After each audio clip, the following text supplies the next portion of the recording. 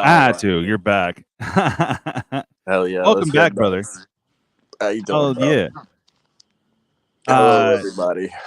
Oh, yeah. We love you too, man. I'm glad that you're getting back into the scene and all that stuff. Yeah, it's really good to see you, man. Yeah, and it's weird how it works. You know, people chime in and they go, "Oh, dude, we'll be here when you get back. Don't worry about it." And then you start losing subs like crazy. So it's like, bro, oh yeah, bro, it's ridiculous. I was out for like 3 days. I had shows. I did all the things, and you know, also people get sensitized when you try to monetize a little bit just to kind of keep things going. Oh so yeah, my Patreon dropped by 25%. Yeah, what are you gonna do? Oh man, I mean, I expected it. Yeah, I know. You really can't help it. It's just I know. You need to take care of you. Yeah, exactly. And I've been trying to heal up, and unfortunately, what happened to me in the hospital was one of the only meds that was kind of keeping my diabetes in check. Decided to give me ketoacidosis, almost killing me. So yeah, it's like, you know, now I'm dealing with the high blood sugars and all that, which makes me exhausted, and I'm supposed to lay up in bed for the leg. So I've been doing what the doctor telling me, and then people are like, "Oh, they're mad because I'm posting," and then if I don't post, then I lose people. So it's just this constant. No, I know exactly. There's no middle ground, and you know, like it's funny. You post shorts, you get subscribers. You post long videos, you get subscribers. You post a mix of both, you lose subscribers. It's just funny. I know we're not really supposed to talk about it, but at the same time, it's just like it's a little frustrating because I'm doing what people want, and it's still not good enough. It is just like, well, I had to blacklist my first patron. Dude signed up at the lowest level, got in on the Cryptic bundle, stayed for 3 months, which is, you know, $295 times 3 for that Cryptic bundle that turned into, you know, from $300 to $1,000. Oh shit! Yeah, he bounced out after 3 months, and yeah, that's it. Yeah. So I don't mean to bitch about stuff. It's just like frustrating because like I'm doing what people want, and nah. I know, man. You can't win. I know. There's a lot of treading water right now. Like Magic is in a weird place, bro. It is. We'll probably talk about that more. And I did see part of your episode, but it's been really difficult to focus and get out there like I normally do and hit everyone's channel up. So yeah, I've been laid up in bed. I don't blame you. Or working. There's not a lot of time for, you know, when you're trying to take care of you. Yeah. So I'm glad that you did take the time to take care of you and the fams, dude. And again, I'm really sorry for your loss, bro. Yeah. He is sorely missed here in the community. So yeah, man. Yeah. Yeah. No, Michael, you're right. True fans stay, and it's fine. It's just Pablo. What's up, man? How you doing? Hey. But it's just a little frustrating. And I'm working on trying to get daily out there, and best I can do right now is shorts until I get better. But you know, I just don't want to see the channel go. I know. The shorts have helped me too in the interim to get over the hump. You know, they're a lot easier to produce, and YouTube seems to push them so you kind of don't get lost in the algorithm. But shit, man, it definitely isn't surviving in the algorithm. Yeah, and the algorithm is really weird because like I had it where hits were, if I don't get like dislikes, it doesn't seem like YouTube did anything. But when I do, I'll get like 180 or 200 or 301, and everyone's all like, "Well, this is crap," but they won't say anything, so I can't fix anything. So it's just like, yeah, there's no patterns. You'll make yourself crazy, bro. Oh, I know. Seriously. Speaking of which. Can you yap for just a couple minutes because I forgot my damn drink. So, all right, let's see. I'll be right back. All right, who do we got here? Bob Seeds, Michael Superbacker, Robert's Table, Benson, Richie Dubs, Katork, Superfast, James Willis, Superbacker, Solar God, Chris, Pack Opening Addict, Pablo, and Titan 2 Man. How are you guys? Hey, Bob, what's up? Hey, good to see you. Yeah, man, good to see you too. It's you know, trying to do my thing, trying to get back up in it. I was actually not going to hop on until I saw you on, and I was like, "Oh, I can't miss this opportunity." I miss Ed. That. Yeah, it's good to see you, man. Let me ask you, Bob. Have you seen any of these collector boxes being opened of March of the Machines?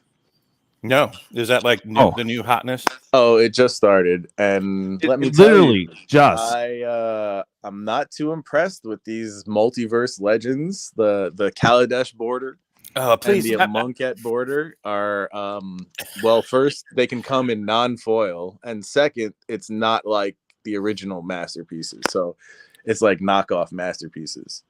Well, dude, like the one from Amonkhet, it's just like, what the hell is that? That is just so horrible. Mm-hmm. My deeper take on all of it is just the reprinting. I mean, I keep beating this drum, but it bothers me every day. Like it does personally. Like I'm triggered all the time now with anything reprint. And Bob, they don't even do it right. They don't even do it right. They reprinted the Amonkhet border and the Kaladesh border, but they gave Zendikar the fucking new Zendikar border. So it's like, stick to a side of the road, I guess, at least. Well, if you're going to go that way, then how is Ragavan an artifact? Oh, yeah, of course. I've been ranting on that since the beginning. All of those inventions were supposed to be for the Inventors Fair on Kaladesh. And people were like presenting them before the judges. How are you going to present the monkey and be like, I made this? Yeah, I got into all of that, like which brings a lot of questions to the forefront that may not be appropriate to ask on YouTube, as in how. Cheers, everyone. I want a smaller can. I know everyone's telling me I need to stop. That's not why I'm in the hospital. But I've been having to rely on these mainly because my blood sugar. Bro, that is like toxic waste you're drinking, man.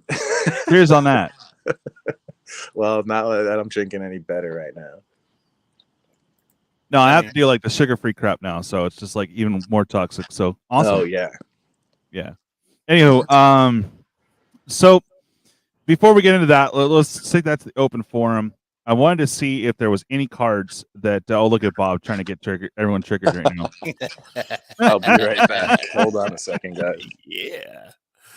Yeah, he's like, I'm gonna go and post this here and lol hard. Wow.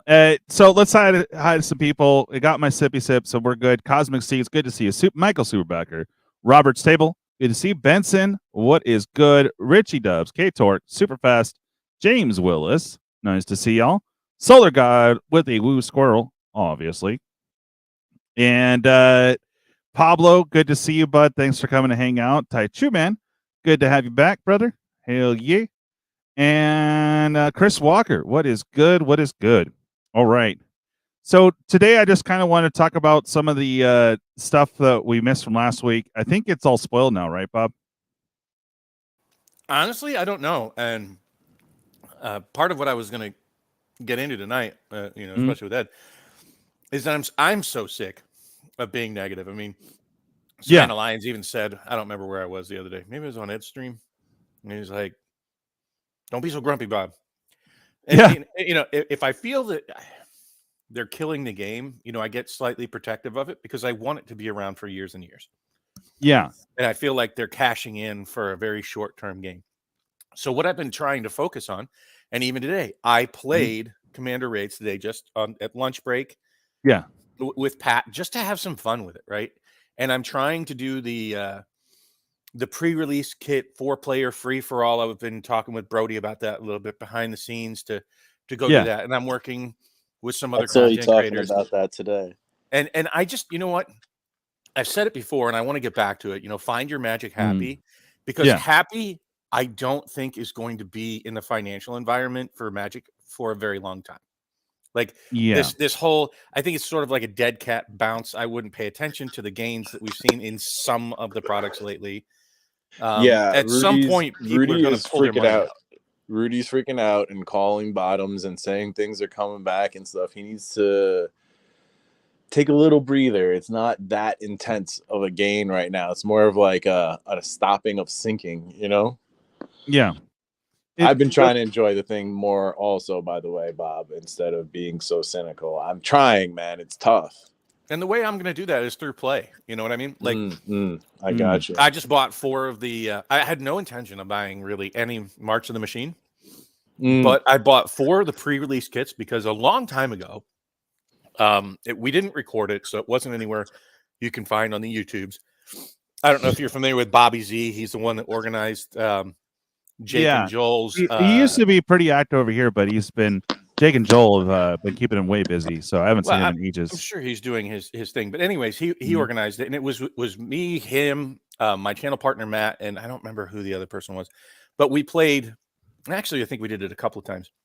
We played pre-release kits over Spell Table, so I don't know if you're familiar with Spell Table, but we just did like a constructed, behind the scenes, just enjoying Spell Table, doing pre-release kits and doing 4-player free-for-all, and it was just a blast, right? And I want to do more of that, and maybe even stream it this time. And we created Commander Raids, and I want to do that, and I want to get together with people like we're going to do in Indianapolis, because Vegas was an eye-opener for me. And I know that BBD and his crew just did a run up to Michigan and met with Joey Moss and Mattcaster and others. And they said they had a tremendous time, kind of like it sounds like what we did in Vegas. Right. So, it's those aspects, the play, the gathering, the part that we bring to it that's fun as a community is what I really am going to do my best to try to focus on. I've had a blast going to these shows and, talking to people and spending time and just enjoying the thing, even if it's just vintage that I'm focusing on. At least it's still like what I enjoy out of it, and I was having a great damn time looking through all that stuff. Oh yeah. Well, I caught some of it, Ed. As you know, I've been kind of out of it for medical reasons, so I'm trying to get my rounds in and support everyone that supports us here. So bear with me. I'll be stopping by to show some love for sure. Yeah, I don't know what to do right now. It doesn't matter. Click through rate, nothing. Yeah, no, it's kind of in a lull. I mean, if you're not super hype on a complete chill, people aren't going to watch right now, and it's like, okay. And there is stuff I'm excited about. There's stuff in this set that is pretty amazing, and the power level's stupid, and it needs to be to sell right now, and they're doing Watsy things still, and it's really aggravating. It used to be about the game, and it really isn't anymore, and it just really sucks. But other than that, how Wizards gonna do, man? Yeah, I know. So there were some really powerful one drops in this set, like that were nuts. I kind of want to talk about those real quick, and let me know if there's any card that really stuck out for either yourself, Bob, or Ed, that you're like, oh my god, what the hell? Was there anything like that in the set so far? Not really. I'm just, the Predators that flip over into the sagas. That's kind of different. Yeah, I think those are gonna. Matt was bringing that up to me last night, and especially with Shieldred. Yeah, I mean there are some very situationally powerful cards in this set, though they're going to be competing with themselves with the reprints, and I just don't even know how to I don't know. Every time I even think about them, it makes me want to spit. And the story, man, this ending to the story. Oh God, the lore in this was just. Honestly, I think the story is absolutely hilarious. They went in, invaded all the planes. Yeah, you got Phyrexians everywhere, and Elspeth just got off her couch, came down, and said, "Is Elsinore going to have to shank a bitch?" And then she shanked a bitch. And that's all. That's what her powers is. She's just like she's just like big dude. Yeah, that was it. Just one okay, why are you showing up by yourself, Elish Nord? Why so? You have you have worlds that have been taken over because you're mom of all, and then you think that you're immune to being shanked. I mean, what? I don't know. It is silly. It's just the ending was so abrupt. It's like this huge build up and no crescendo, just an ending. No, and then they're going to extend it out by a 50 card set that they want you to pay through the nose for on these 5 card packs.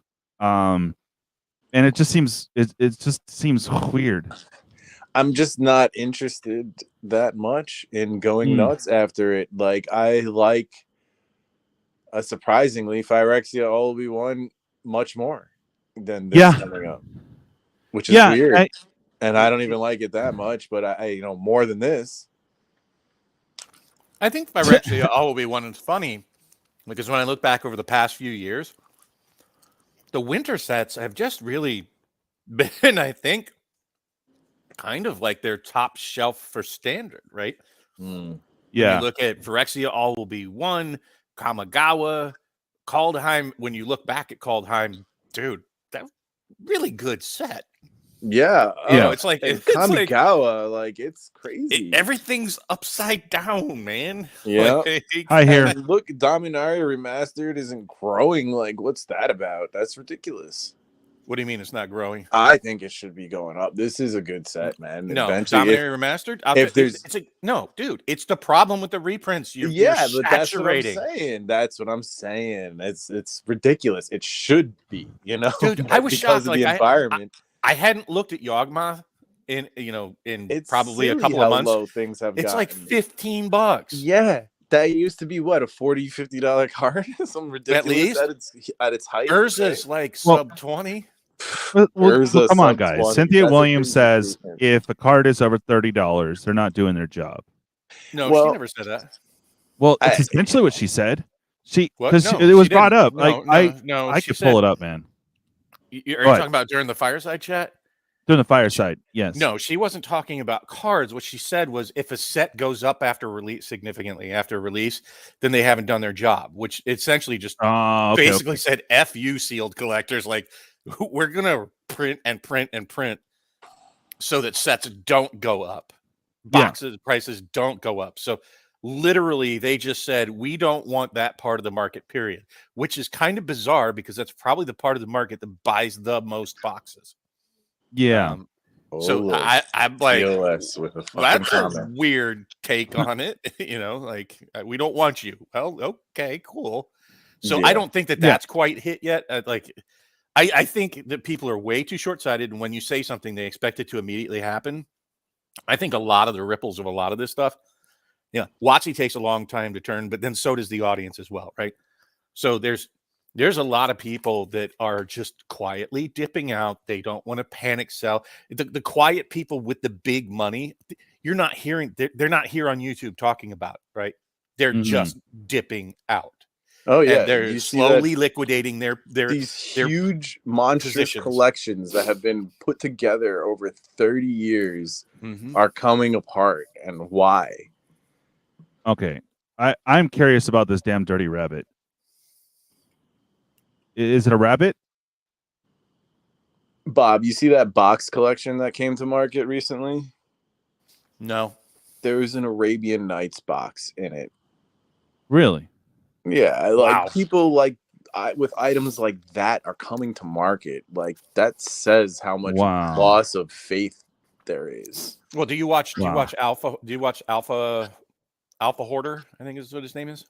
I do sometimes. And he was talking about the people that are the diamond hands are starting to sell. Yeah, but this is what I'm saying. And,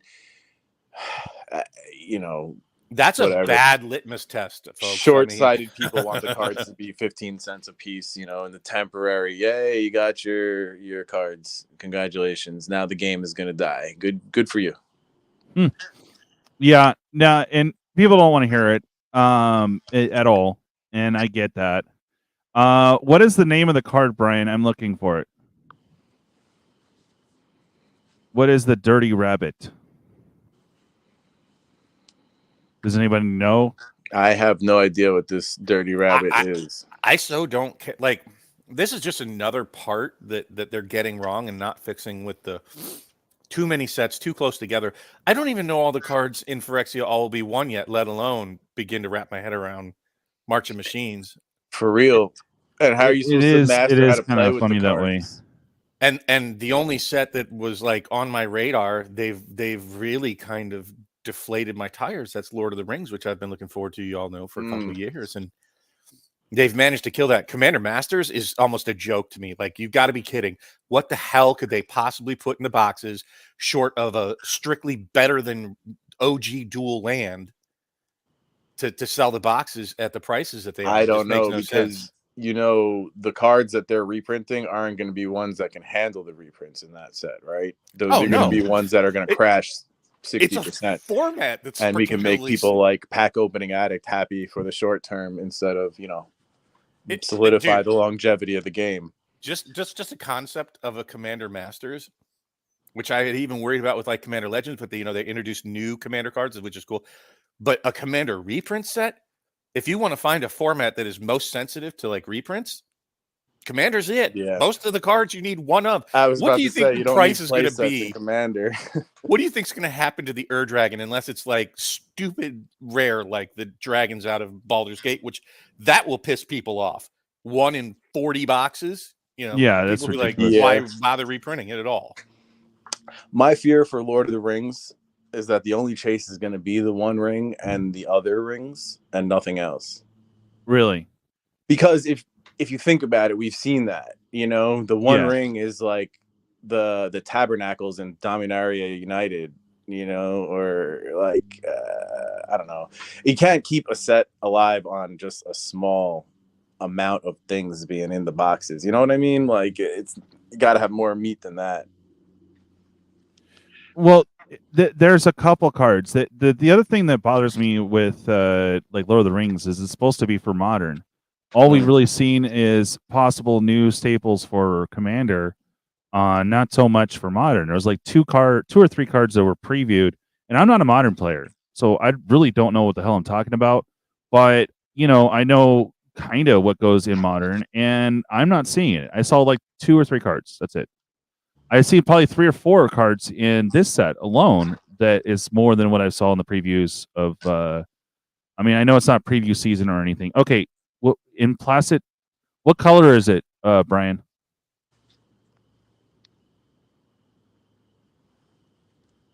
Well, that's the age-old argument. Pack opening addict is, you know, you got collectors which hold the game together because they're the one buying tons of stuff. You have players which mostly. You know, to play the game, and yes, it does make some cards more affordable, but long run, there's a fallacy there. There's a fallacy that they're going to be temporarily. Well, some have stayed down low. Placid, Rotten Tail. What? Okay, what? How do you do that search thing? You can't do it. Was it shift? It'll be in green. Oh, it's in green. Okay, thank you. Shift F is how you shift F. If there's actual text, if there's actual text to search, but I don't know that these are actually text on the cards. I think these are all images. So it's green, and it's in the regular. Get out of this section. You're in the reprint. Okay, here we go. Well, I think rabbits are funny, so I want to check this card out that he's talking about. No, and it looked like a okay-ish card, but I'm still waiting for Rabbit Tribal to get more support. Yeah, I think it's rare or uncommon. It'll be green, so it'll be on the right side there. It's Wooburg order. Okay. There's the bear, rhino, lizard, instant speed core or seed core. Nice. I like how it's not alphabetical. That would have been 2. Yeah, that would have been easy. Spirit, Chammet. He said I passed it. There it is, the fungus rabbit. Okay, so 1 drop for 1/1. Okay, vigilance, pay 3, exile it from your graveyard. Put 2 counters on target creature. Activate only as a sorcery. That's not bad. Like I said, it's not bad. It's a 1/1. So with Vigi, I mean, okay, cool. I just like it would go my rabbit deck, but it's the first green rabbit. I think. Is it the first green rabbit? I think so. Oh. Yeah, so it's like white, it's white, blue, black so far are the rabbits that we have. Oh, okay. At any rate, it's a decent little card. I don't know why he means it's a dirty bunny.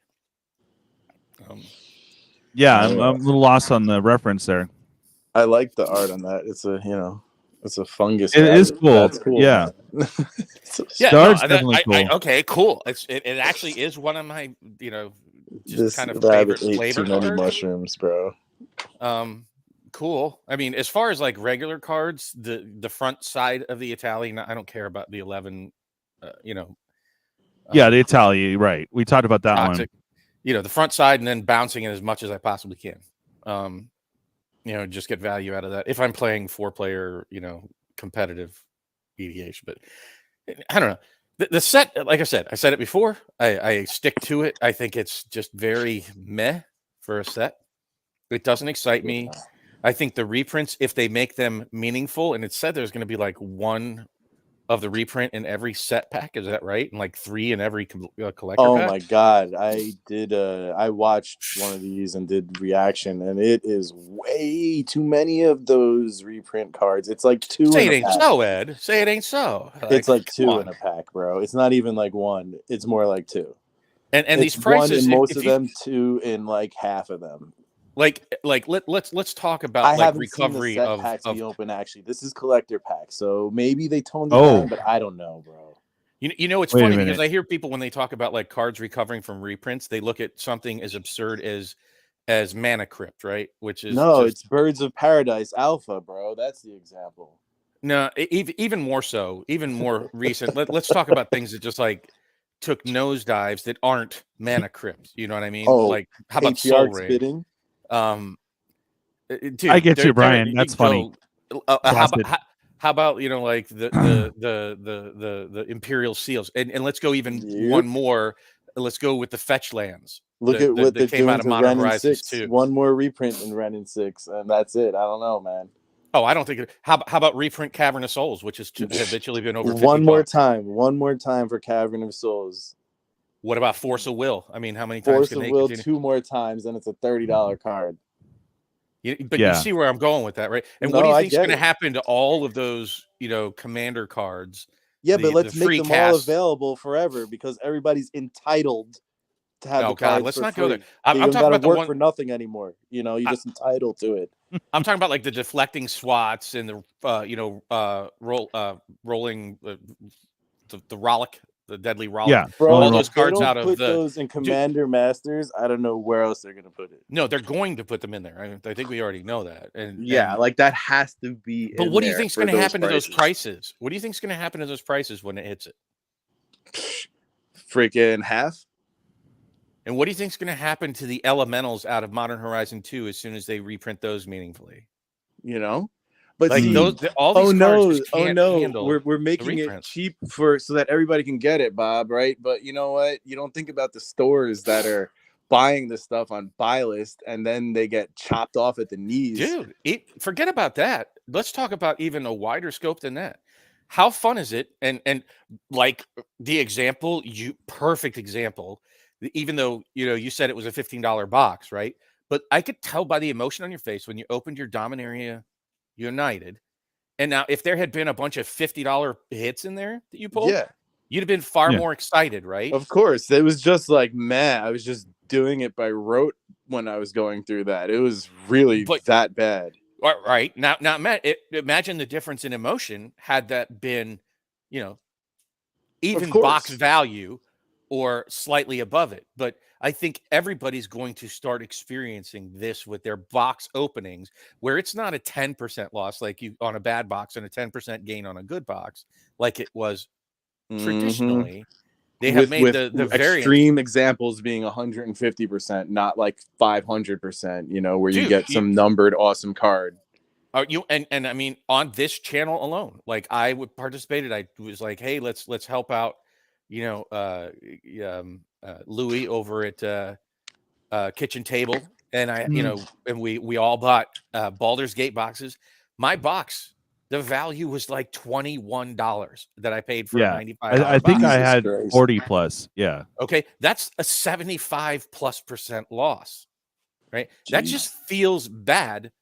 That feels like you're being taken advantage of, and that's going to start happening with every box once they drain the value out of all these cards. You think they're going to go backwards in box prices when the value of the secondary market starts going down? No. Yeah, right. right? So do you see what I'm saying? It's a clearly unsustainable model, and everybody's going to start experiencing it. The stores will be the one and left then they holding can the bag. sell all their packs for, I don't know what, 15 cents times 15, because that's what every But the card stores is, won't right? do it. 15 cents. Stores are already starting to cut back. Like I was talking to my local game store, the same one that Joey has, and I was talking about, you know, hey, with the sales, because it was a longer conversation, but let's just cut it to the quick. Is that he said that he opens more sealed product than he sells now to get the singles to sell them, because people just aren't buying boxes like they used to. They're not even buying packs like they used to. But why would you, when you can buy the singles for, you know, pennies from TCG Player or some shit? Right. And so he's not ordering cases like he used to. Because everybody wants the you know, cards to be pennies. It's fine. That's fine. Hell, again, this is what's going to end up happening, is that you're going to have all this stuff going down, and then you're going to you'll have this wave of get the suckers that FOMO out pre-release, then the LGS will essentially be out of the picture, and then there'll be Amazon dumps months later to get all the people that are saving their pennies. Bro, it's just the model that they're building. The whole entitlement thing, man. You know, we should all, back in the day, Magic was about building your deck and slowly, like, you know, becoming better and stronger, and your deck was like a thing you acquired through struggle and battle and strife and like having to earn it. Now, okay, just give it to me. Give it to me. I started the game right now. Give me the whole thing right now for free, because I started and I should be playing and I should have all the tools without having to work for it. Well, you know what? I'm in a position where I already have an established collection. I have enough sealed at prices I'm happy with that I don't care if they go to zero, because half of the shit I plan on opening with friends at some point anyways. Yeah. I'm saying I enjoy the vintage stuff, and I'm going to stick to that. I'll open some stuff from time to time, but like, I don't know how you can take it seriously as like a product and a collectible. Because I think those two things have, I think three things have essentially died. Number one, clearly they were telling investors, get the fuck out, like just go away, like that is eminently clear. No, and I mean that's essentially what you said. If the box prices go up after release, then we haven't done our job. We're going to print more. Number two, they got rid of the set collecting when they went with the, all right, let's have a smorgasbord with 8,000 variants of everything. And set collecting is a thing as old as Magic. It's not even just started. Magic, right? Yeah, that's cards in general, you know, football cards, baseball cards. Yeah. Those industries went through the same thing and made too many variants where people are like, I don't want to collect the 1993 tops because I don't even know what that means anymore. And so we're running into that with Magic now. And you know, where you're essentially, so you're killing the investors, you're killing the set collectors. And I think when you drain all the financial value, you're going to have a large portion, maybe not all of the collectors, but most people will be disinterested in collecting cards, period. Not whole sets, just collecting them and holding on to all these people, because it's now a race. And Bob, all these people who pretend like they want every card to be 15 cents when their collection becomes $5 because every card is 15 cents. They're not going to be very happy about that. Right. You know what's funny is the people that say that they want the cards all to be cheap are the only people I know that trade their cards in to go get more cards. Like if I want more cards, I just buy that's them. The system they're bitching about and they want to go away is like, that exact system. They want to destroy it because they want it to be pennies, because everything should be mine immediately because I deserve it because I just started. I mean, I don't want to get that insultory to people, but I mean, I see it as a downward spiral, you know, like 9-inch nails. It's a downward spiral. What a fucking great album, bro. Awesome. And you know, it's unsustainable. And the poor people that are going to get caught, really, most in the twist are not people that have money and people that can afford their hobbies. It's the people at the bottom that are going to get and caught. you know what? It's even worse. Okay. It's even worse because the way that Blizzard advertises things and tries to drive it, they take advantage of a lot of people who shouldn't be taken advantage of. Agreed. So it's not even that. It's like people who like that, who used to buy cards, used to be able to build up some type of value and hold on to it. Now you can't even fucking do that. Yeah. So, okay, since we're not talking about the damn set, what if they did this? Hold on. Let me ask this. What do you want to talk about? Wait, Bob. Let me finish. Like specifically, you asked, is there anything I'm excited about? No. Next question. Fine. No. I understand. But what I'm saying though is, okay, if they want every card to have the same value, what if they did living card game status with Magic? It wouldn't work. Stop for a second. We say they. They who? Okay. When I say they, it's a generic term. You're picking apart the wrong thing. No, they, as in WotC, switch the whole game over to you could buy the whole set all at once. So living card game. No, what you don't understand is they don't. This is what I keep saying. The people at WotC don't understand what they're doing. They don't understand their product. I've seen other products in history have new management come in and mismanage it to the point where it fails. Looking at you, Kmart, Sears, and a whole long list of other Kmart. I'm thinking KB toys. I mean, the list goes on and on and on and on and on. Right? Haldor. If you want to go more recent, let's go ABC, CBS, and NBC, which were juggernauts when I was young, and they can't even throw a stone at Netflix and HBO anymore. Newcomers, right? Because you just didn't see, you didn't know your product, you didn't understand it. So I think that's what's happening with WotC is they don't really understand it. They're lucky they have the fanatic fan base that they have that's so emotionally invested in both the game and their collections. So they're lucky, but I don't think they understand what they're doing. And so what I think is they think that the numbers that they're seeing are sustainable, and they're just not. They don't understand it yet, and it's going to take years for them to see it. And by the time they do, they will have driven out the collectors and the serious people that have been around for decades. They'll be gone. Yeah, it's true. So will the game die? I don't know, but I certainly see that the landscape is changing. I think that's super clear to me. Well, that's just it, pack opening addict. Your examples are examples of not adjusting your business model to match the times. That's exactly what they're doing. They're going by the way of talking about. What's it called? Loot boxes, not loot boxes, but that kind of format. Microtransactions, right? And you're seeing that. Like we have our first we have our first microtransaction with Aftermath. Okay, if they'd wanted every card to be the same, they would have made a Black Lotus as common as any other fucking artifact in the goddamn set. Like it doesn't make any sense to say this. They made rarities for a reason. Yeah. I mean, because if everyone had a Black Lotus, I mean, what, Yay, we're having fun though. We're entitled to it, DJ. Right. And you could do that. You could go get proxies. It's I like the feel of real Oprah cards. Here. But... You get a Black Lotus. I got a Black Lotus. Bob gets a Black Lotus. Everybody in the audience gets a Black Lotus. Yeah. You know what the most powerful cards, and every Magic player has them, is. Oh my God, I'm right. Oh my God. Thank you, pack opening addict. Sorry, carry on. Respectfully, pack opening, I disagree, but hey, that's all right. Can I say something real quick? It's your show. I just want to address one thing. We care about the game. We are not a echo chamber here. There are a lot of things with Bob I disagree on. There's some things with Ed I disagree on, but that's the whole point of this show, is to be a round table. We got to have some Timmies on. We got to have people that are anti-Timmies. We have to have collectors on. We have to have people that are just gamers. It's good to listen to different opinions. That's why I hope this show will grow. And I will probably bring on some guests that you guys really don't care for. But it is a difference of opinion. Like some people like Packs for Purpose, some don't. I think he's an okay guy, but he said he's a Timmy. He's going to buy every single product and he's sticking to his thing. Open the 30th. Let's support the bullshit of the year. Well, Ed and I disagree. I disagree on I'm that a big with you, M30, Bob, and that's okay. And it's okay. It's okay to disagree. It's okay. Reserve list guy. I don't believe in it because the second they reprint it, I think a whole lot of people are going to get butthurt. You've maintained that since day one, and I respect you for that, Bob. Yeah, but the only thing you have to worry about is. Not the beast! Not the beast! Not the beast! Not the beast!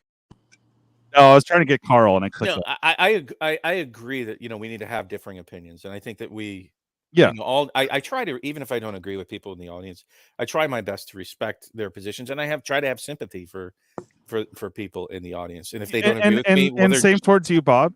You know, lately we've all been kind of negative, but that's really not our fault.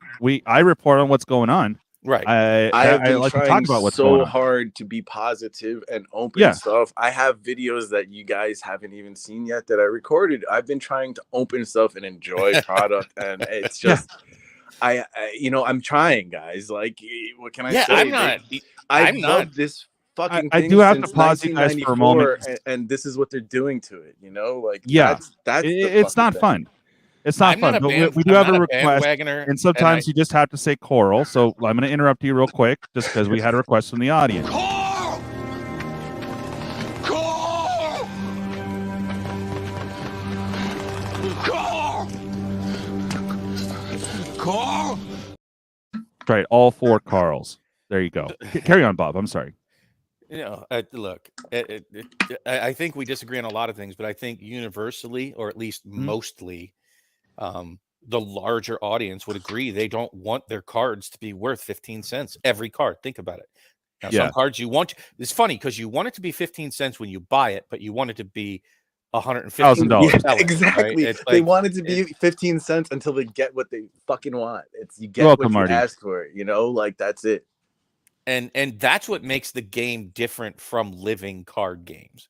That's what makes the game different than most others, because most other games don't even have the power to create a card that's $400 outside of new hype from brand new things releasing like Flesh and Blood, et cetera, et cetera.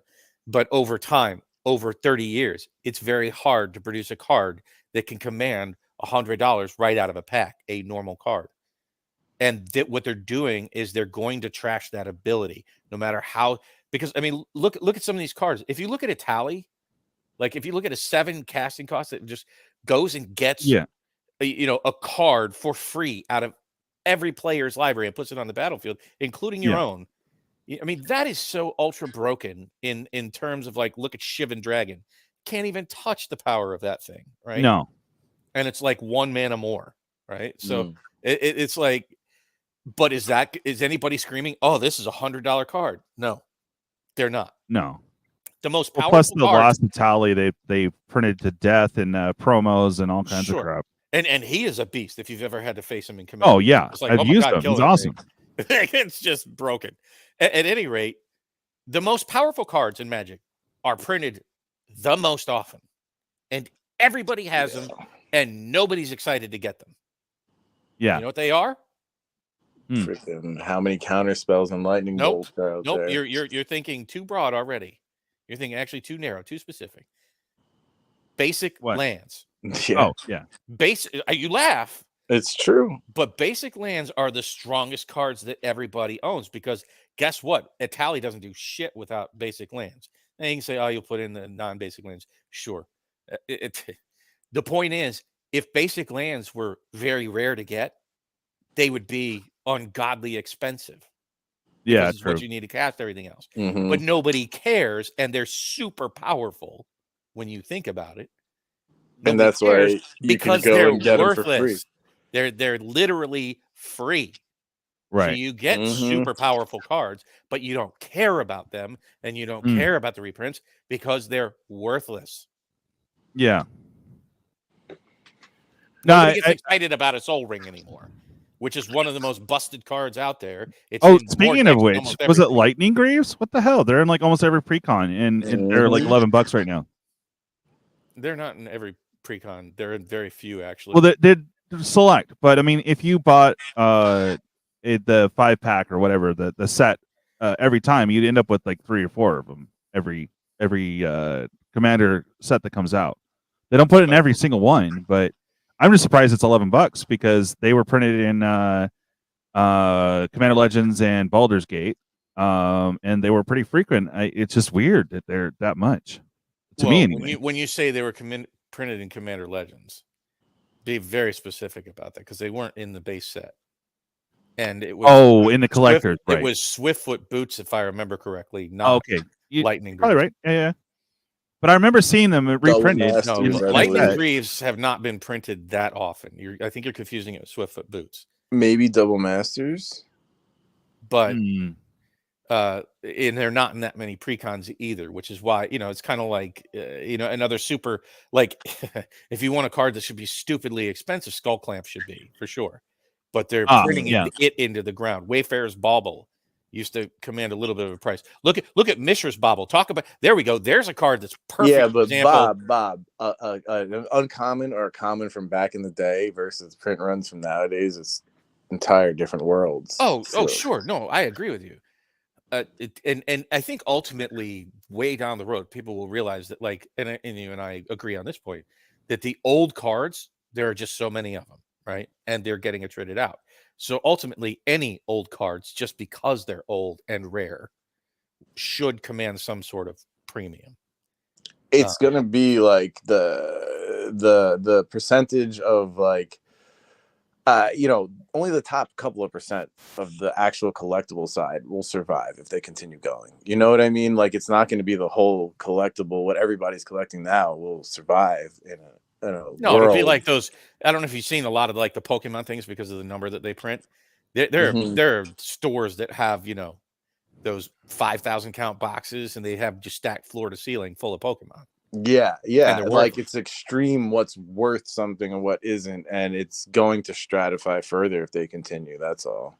Oh, if you're talking about the amounts that they print, sure, but the reprints, I think. So if they're saying that the card value or the box value shouldn't exceed when a set comes out, and they are ignoring and wanting to get rid of the collectors, then why is the collector's edition of Lord of the Rings 400 plus, and why is the set box of Commander or Masters $400? I can speak to the Lord of the Rings ones because they're trying to take advantage of people trying to gamble and find the one of one ring. They're not going after collectors of people. They're not understand this. Collector boxes might have the word collector on it, but they don't really target collectors. Mm-hmm. Collectors target things for different reasons. It's kind of like saying this is a collectible, and then the collector it usually does terrible. Is Dan Bach with his offer out there for the one of one ring? He's not opening these boxes to find the one of one ring. Right. I mean, collectors is a whole different thing. Putting the word collector on collectible on it or collectors on it doesn't make it a collector's. Don't kid yourself. What sells those? Because I am a collector and I have very few collector boxes because I just don't like the product. I think they've already taken most of the chase out of it. Plus, it's always special versions. Plus, they're Pringled foils. There's just so many things that are unappealing as a collector about a collector box. I collect draft boxes because I don't know what I'm going to do with them in the future. Am I going to sell them? Am I going to crack them and play with friends? I collect for that reason. There are people that collect only graded things, so they would have no interest in a collector box. My dumbass is collecting blister packs from every collector site. Right. That's a perfect point. Man. That is the perfect point, right? Is that WotC's idea of what they call a collector or a collectible is not actually a collector or collectible item. Mm-hmm. That's just the truth of it. Yeah. Like for me, I am a collector. I've been collecting stuff off and on throughout my whole life. Before I got into playing cards. So, like, I would actually be a halfway decent grader if I knew all the ins and outs of it. Like, I could tell centering, I could do all that fun stuff. But there was something mentioned earlier, and I think I tried to bring this up to you before, Bob. When Force Awakens came out, right? The tops went with the old school stock, which you can almost like take a knife to it, and it would still not show a lot of scratches. And it was awesome, right? But what they did is the sports card with the damn variants. So you had the base set, which was the old school light blue for the classic Star Wars cards, right? Do you remember those? Are you talking about this new Star Wars set that looks like the old ones, but then they have like the sapphire and all the colors, like the different numbers? Well, this was back when Force Awakens first came out. Yes. How long ago? So they had Journey to... What was it? 6 years, 7 years ago. Oh, that's that old, really? Okay. Yeah. So this set was very interesting. They had it wasn't a card game. It was just your regular base old trading cards. Mm-hmm. So it was Journey to Force Awakens. You had a bunch of the old school cards. You had a bunch of the old school art from the movies, and it's just a trading card. So on the base set, The base set being not the special cards, not the special stickers, not all the other crap that they threw in, right? You had the baby blue, and then you had sapphire, you had purple, you had red. You had 4 different variants of just the base set, not even special cards. 4 variants, right? And that's what we're getting into in Magic, to where like this set is silly. There's only like 3 or 4 variants. But I mean, if you go back to, let's say, DJ, didn't they just do that with Star Wars like last year or the year before? They reprinted. Oh, they've been doing it. But it's like the original set from the 70s. They just reused the art and then like updated it and did all these variants. Yeah, and like these boxes immediately went to like $600 or $1,000 as soon as they came out, and it's exactly what's going to happen to Magic cards if they keep doing this. Like chase thing, the weird collectors are going to get into it. The people who aren't like into the game, you know, it's very different. Those types of people. Well, yeah. So there was the variants there. You had the special cards. Then they had you can actually get the printing plate, which I thought was kind of cool. I'll give them that. Like if you got a printing plate of, say, I don't know. Yeah, they had the 1-of-1 plates, right? Yeah, they had 1-of-1 plates, which was pretty crazy. They had one of 15, one of 500. That's what they're doing now, and it's really it's weird. So now go back to now I've been doing my homework per se, because I'm a weird collector.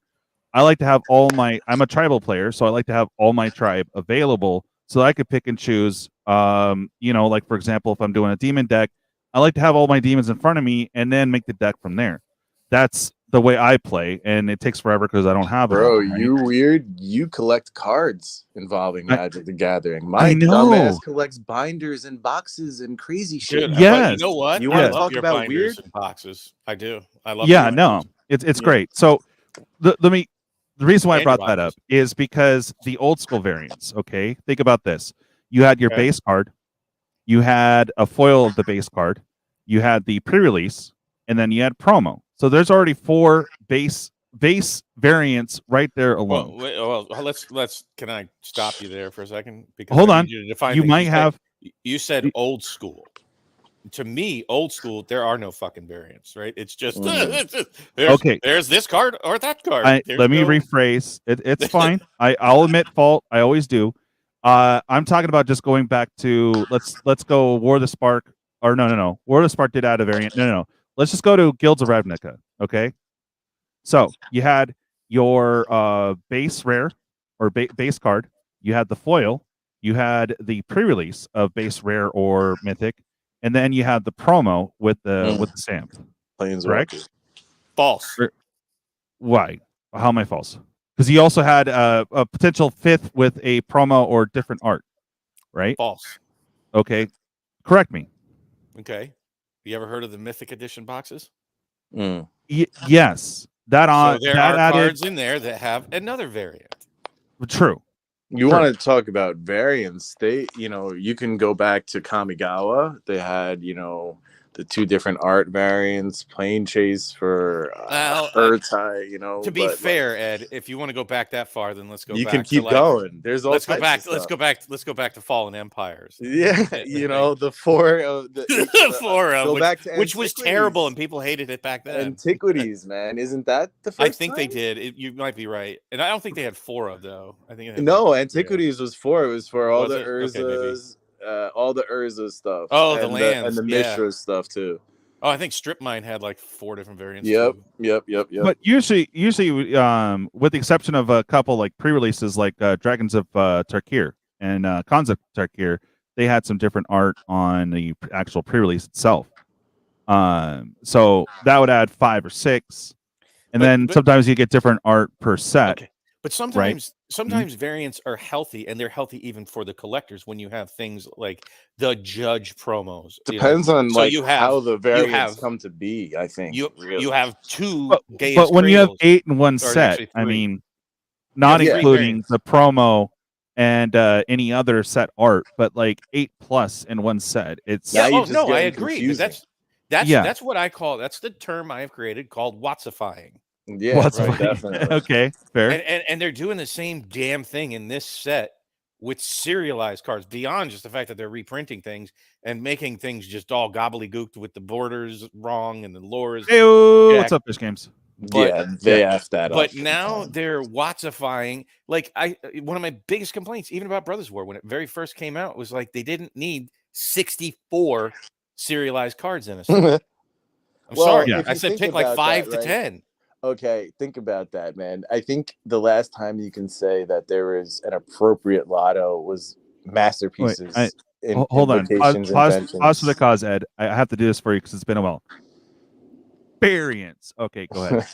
I'm actually going to kind of disagree with you because I think the way that they did it in Zendikar Rising was okay. Like I think with the box toppers, I think most people were pretty excited about that, and like I think that their showcase was complete shit in Zendikar Rising, but but that's what I'm saying. Like they only had showcase. Well, I guess they did have full art. Yeah, I guess. Speaking of variants, I don't know if either one of you are more knowledgeable about this. I am still confused AF because we have these bad boys, and like, how many of them are serialized? Are they all serialized? Like what? Yeah, I don't know. Yes, they're all serialized, but the serialized Praetors are going to have different art. These serialized no, just the Praetors. Yeah, that's what I'm looking at. Yeah, just the Praetors themselves are going to have their serialized cards, I think, in Halo. But see that they're also going to have Halo foil. So I don't know. There's a dozen different variants. I'll be honest with you. It's gotten to the point where I don't give a shit. Like I tell them, I'm sorry. I'm like, I don't. I report on this stuff and I just don't care. Like, you're reprinting the Praetors yet again. Way to go, Elish Norn. Going to be $10. Well, I will give them credit though. We can at least read these. Right? Like, I mean, come on. The Pervert. You ever see that? Yeah. Which one? Hazaret the Pervert. If you look at the invention from Hazaret the Fervent from Monkhet Invocation, the original one. Not this version. You have to it literally looks like it says Hazaret the Pervert. It's so because of the weird text. Yeah, exactly. And this blotch text that you're like, doesn't believe me, go look. It looks like Hazaret the Pervert. No, I gotta show this one because it's just so dumb. Where is it? And I don't want to just bash on it. Like, what do I like? I guess that's what would be a better question: is what do I like about the set? Because it's a much shorter list and it's very clear for me. Okay, well, maybe I went too broad. But I do want to see this dumb card here because it is just like, oh my god, where is it? These borderless things, like they used to be special, and they're box toppers and ultimate masters. I don't. Even Eldraine. You want to know what kind of severed it with me with the borderless is trying to figure out what the fuck is the difference between borderless and extended. Like I don't care. Like extended. Oh my god, borderless. Yes. Yeah. I'm like I hate your face. Like why? Okay, this one make a difference. This one just say, bro. Like, oh, you can't read it. Hold my beer. They made it so freaking huge and wow, did they really make the text like that on these? Yes. Oh, that's so what is the point of this freaking 1995 or 96 you just got this new art program to where you could put in pixelized things. That's what it is. You know what it is. You know what exactly it is. It's someone who's been at the job for 2 or 3 years and who took an idea that someone told them, and they don't know like the heart or the soul or the original idea behind it, and they just screwed it over. That's all there is to it. Like, is this even an appealing looking card to you? I mean, just like from just a it just looks cheap. It looks terrible. This looks like a knockoff company said, "Oh, well, let's make a Magic card." If somebody puts that on the table in front of most people, they're gonna go, "Man, you can't play proxies here." You can have that in non-foil, right? What's that? Dude, that comes in non-foil too. Yeah. You know how bad that's gonna look? Dude, here's the other thing about this card specifically that I want to ask both of you guys. Have you ever, in any game, on any show, have you ever heard anybody say, you know what we really need a reprint of? Emoji. Like, I've never heard those words. Like, seriously, who said they needed an uncommon reprint of emoji? Yeah. They have special art, and it could take the place of the special hit you're supposed to get in that pack. Uncommon masterpiece frames. Yeah. Yeah. like what their masterpieces. I guess okay. And you're right, Bob. They've been there 3 years. They're just pushing buttons. This Mhm. Not me, frame that is was just Ed that said that. lazy. It is lazy. That doesn't remind me anything of the old school at all. That's Like, you know, and so why even it just bother? looks You didn't bad. do it with Zendikar. You chose the new frame from Zendikar. So like, I I know mean, how where's they the could've made- logic? I know how they could have made me like this less. Oh God, less. Yeah. Yeah, make it RKF art. What is it? Richard K. Ferguson art. I can't stand Oh. it, man. Half the time I can't even tell what the hell it is. Like, what is that? I don't even know what that's a picture of. Although they foil Yargle all day, dude. Come on, Dude, there's That's another one. awesome. You're on it right there. You know, with the Inga Rune Eyes. Oh, Jeez. Inga. Like, who was clamoring for that reprint? Where? Oh yeah. The blue one, like. Oh, and I love how it's supposed to be What? something to chase, but there's like 3 cards in there that you're supposed that like are actually good. Same thing with Brothers War. You know, 60. Well, how many? 43 cards or some shit, or was it 65, Bob? It was 64. That thing is cool though. 64, I like that. whatever. So But- 64 That's dope. cards and what? 3 that you're actually No, chasing. there were a number before they did it, but they just made like Mishra's Bauble before that printing actually was still like around $10. Okay, so fine. Now they're like $5 $1. or They're $8, never- Bob. they're- 5 or 8. How many they're- of the Amonkhet invocations or Kaladesh if you're- inventions are good Is that- cards? If that's where you're going, trying to compare like the special now to like masterpieces. Yeah, and- that's what I'm saying. Like, no, it's they just lost such it. a No, they yeah. Wattsified it. Yeah, exactly. and That's why? Okay, and they reprinted the companions in the comic art. Some of them looks cool. Let's Well, but here's the reprint thing, every frame Luris we and- did in the past Luris 2 and years Lutri in are one freaking set. banned. Yeah, Luris, Yeah. exactly. Yeah, true. Thanks.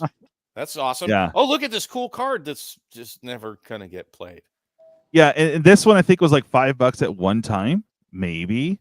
So they call But these Warclaw was showcase like- frames, right? They call them Yeah, what is this frames. showcase? But like, there's so many in this. So what are you showcasing? Like, how many times you can reprint something? I don't know. It's weird. Yeah, Dude, and these and- not and- being Like these not SRAM, being right? I'm sorry, SRAM but- needed a reprint because it wasn't already like just $2. Oh yeah, no, I mean SRAM has been like reprinted to death. Niv Mizzet. Nim Mizzet, it's never been needed. to be And that's what I'm reprinted. saying. What do you got? Ragavan. I You do like got, the art though. I do Croxa. like the art. That is kind of cool. I love now. So there's the one positive. There are a handful that I really love the art, and they're most like I do love that Niv Mizzet. That is baller. Mm. But I like that Captain. What's its nuts over there with the gold coin and the Indian looking borders. Oh, I don't these know if I the just- gold coins. Yeah, yeah, the they gold had coins, one I think look for- pretty sweet. Yeah, and they have different ones of these. I do Yeah. like this. That's like pretty cool. that's visually appealing. I don't know really what the card is, and if I Yes, saw it yeah. across the table, I'd be like, There what was the some hell in the is that? showcase Cool. here too. That were flippy. Yeah, I like that. But I also like Kenrith. I think is probably the most baller looking Kenrith they've ever Kenrith made. in this. Mm. Yeah, Where is he? there's another one. Stop Eldraine Oh, there it Ranger. is. frame. Oh, there- that's there's- cool. The Yeah. Rankle is pretty dope looking. This was in the beginning, their first time that they made a showcase frame for a set. Eldraine looked great. They just, It you did. know, again, Yeah. it's some sets are hits, some are really not that great. Yeah. Yeah. Like So, the I mean, space design it's is all over the horrible. map. To be quite honest, I mean, and to say all over the map, just look at this sheet, right? This bonus sheet with their theme This is kind of cool. all the themes. Wait, hold on, Yeah, hold on. yeah. Really? Look at Tesa here. The building scape is kind of whimsical, so I'll give it credit there. That's not Well, bad. These but the are art these kinda are sucked. planes that didn't have frames originally. Right, Now they right. just created a frame. So now if they come back and they're gonna make masterpieces of them, they're gonna have these frames, maybe. Yeah. Or they're gonna make I something don't know. different and just break that now. Like But I mean, out of this whole bonus sheet, I'm only Mhm. counting maybe 4 or 5. I mean, the Praetors, that's on theme. Okay, that's fine. The Atrax is interesting. Traxa. Is it I would actually say that gilded?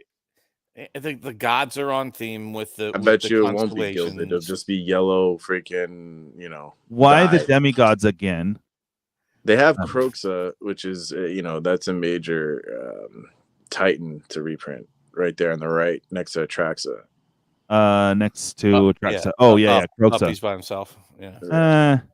Hey, I mean, I'm you just Homie's say Prego. you What? say he's no, that's a giant hole in his belly where he eats. Oh no, but it's funny because the way this art here in small looks like Homie's Prego, or just had Taco But Bell. Looks like he has to I don't go. think it's going to hold up well. I mean, how many people Yeah. need that many copies of Croxa? I mean, well, exactly. It's a card that's valuable, and Wizards doesn't understand why it has a little bit of value, so they just put it in, and it's gonna freaking die. okay, I Yeah. mean, cool. I mean, it's just realize that, folks. Like that's why I'm on full stop with like collecting and investing, like just hard stop. That stop. I'm only buying things. Like I said, I just bought. Well, I literally just dropped $100 buying 4 pre-release kits, online yesterday. I've actually because I plan to never play. put more money into Magic. I've just been putting it into older stuff. So here's another positive, because we're trying to be positive here, guys. Yes. Yeah, we're trying to be. So here's another positive. I bet that the freaking drafting in the set will be insane. You know what I'm positive about? I'm positive they're going to keep fucking this up. Mm. I'm sorry. Oh, here's what I was talking about earlier, Bob. Some of the creatures got the new Ixalan border, and look at the Itali. It's like a coin. I mean, I think that's kinda cool. I like it. They appeal to me at least. It's like, look at that. They were creative and they made something good. They brought back something and they made it worse. Why? I mean, I don't know, man. And they put him in the. There's none of these. I don't even know what I would target in here for singles. I'll be honest. Really? Yeah. The Like I don't Ragavan. have it. No, why would I target the Ragavan? I have like 4 of them. the collectible version, Bob. Come on, the numbered one. Why would I care to collect it? Don't you talk bad about Mom. Now the Realm and the Ren and Realm Breaker, I think, is a card that if I picked one single, that would probably be it to buy. I disagree with people that don't think that this is kind of busted.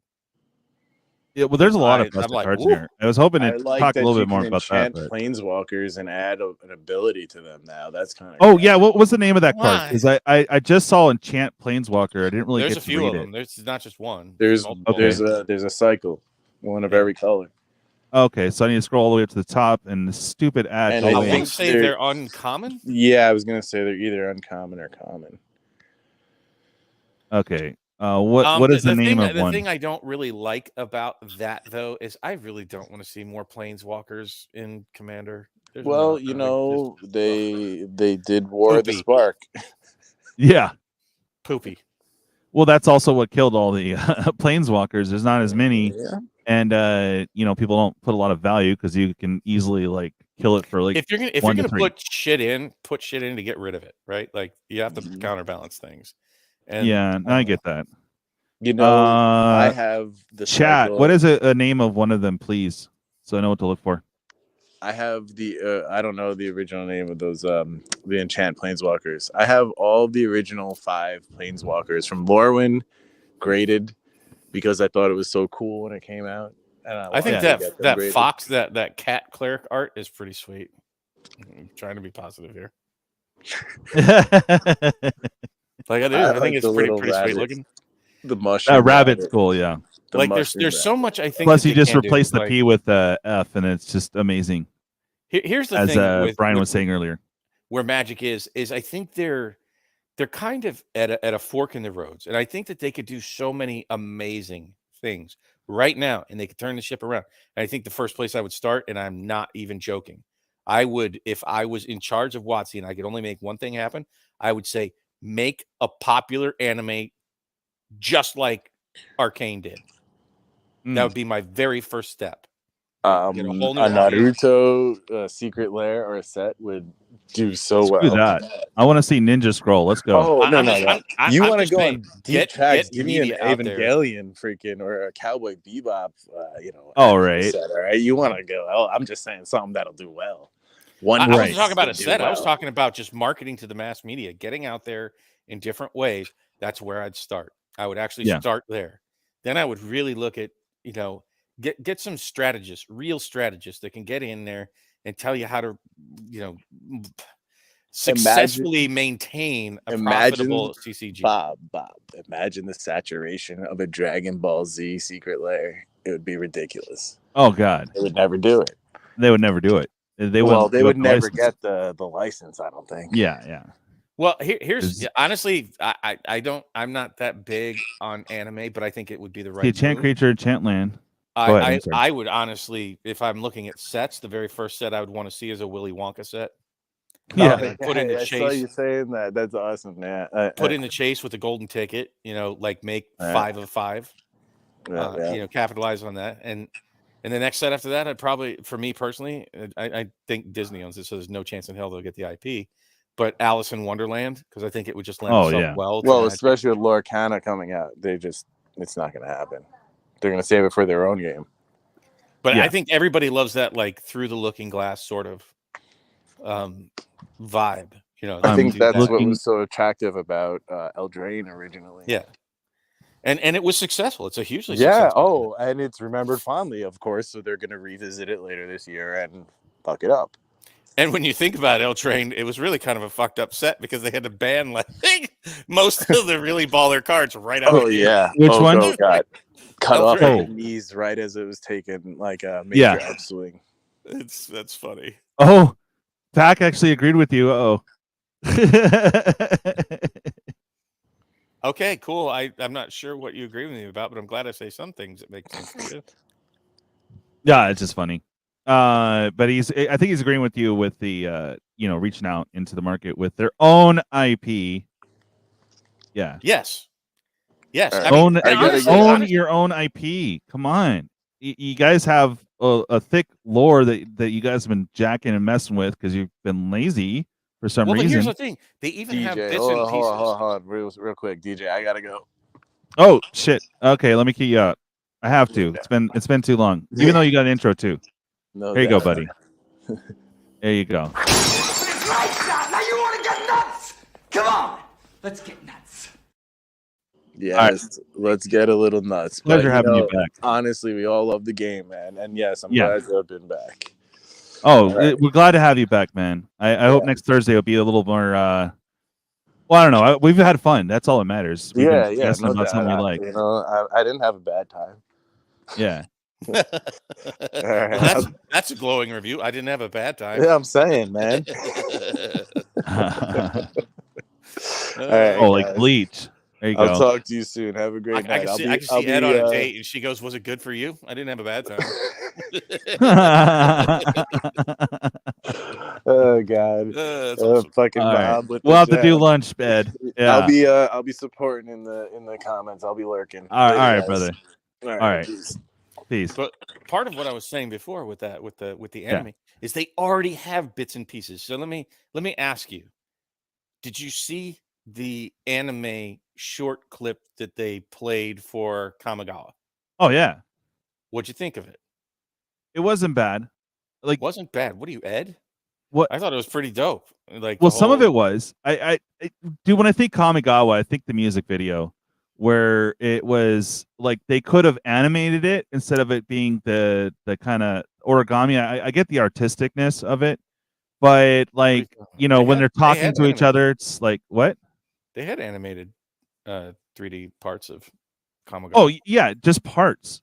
Like that's what I'm talking about. So they had like a couple minutes, right? And they did it again with Phyrexia All Will Be One. They had a pretty dope little thing with a oil oozing through her fingers, and it looked pretty sweet with the couple minutes that they did for March of Machines. So it's like the same with War when they had that quick little right? Yeah.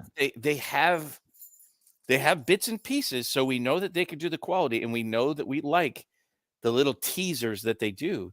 They just need to string that together for like one.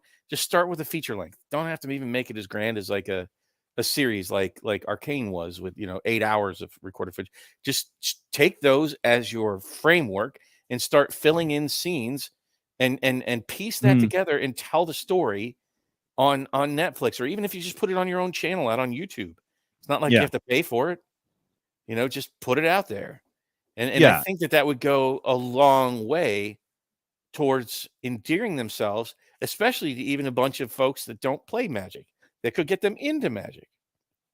right? And it's it's just so funny how much effort they're putting into it, and you could make so much more, like, if you freaking listen to us or simplified things.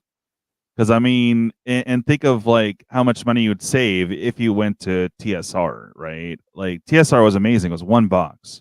They had the foils as the big chase, and you know most of those foils were actually pretty decent to where they're worth chasing. You know? Oh, I've said that before, but I mean, I know. You weren't happy when the set box came out, so no, I wasn't. I said, getting down to the single box was super nice. But there's another super thing that they did, because they could have mucked that up too if they had Watsified Times 5 Remastered by printing way too much of it. Part of what gives Elor, part of what holds the value with Times 5 Remastered is that they didn't overprint the bejesus out of it. And right. For whatever reason, they didn't, which is why I think that, ultimately M30 will hold tremendous value, because it was like one of the most grossly underprinted things that, like, oh shit, whoops, we screwed up, and they cut it off. They gave it away for, it's just there's so little of it out there. It's like, but I mean, if you develop, it's like summer magic kind of rare, right? And what I'm saying, summer magic is a controversial topic. Okay, but it's stupidly it's funny though. They had the lands. They had a bunch of interesting cards that they did for that. Would you like to? I only know a little bit about it. Would you like to have some in your collection? Oh, sure. Right. That's my point. Yeah. Most people would be like, hell yeah. And if like, you walked up to somebody who says FM30, what a terrible product, and you said, oh, here, you want this M30 Black Lotus? You think right? No? Hell no. Like, yeah.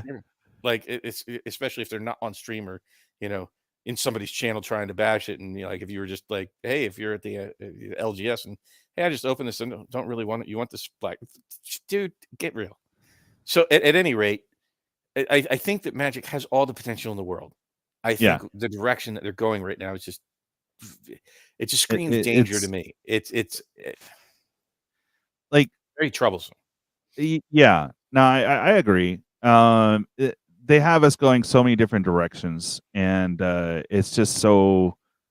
Dude, it is like a boggle. I feel like I'm inside. This is like the boggle era of Magic to me.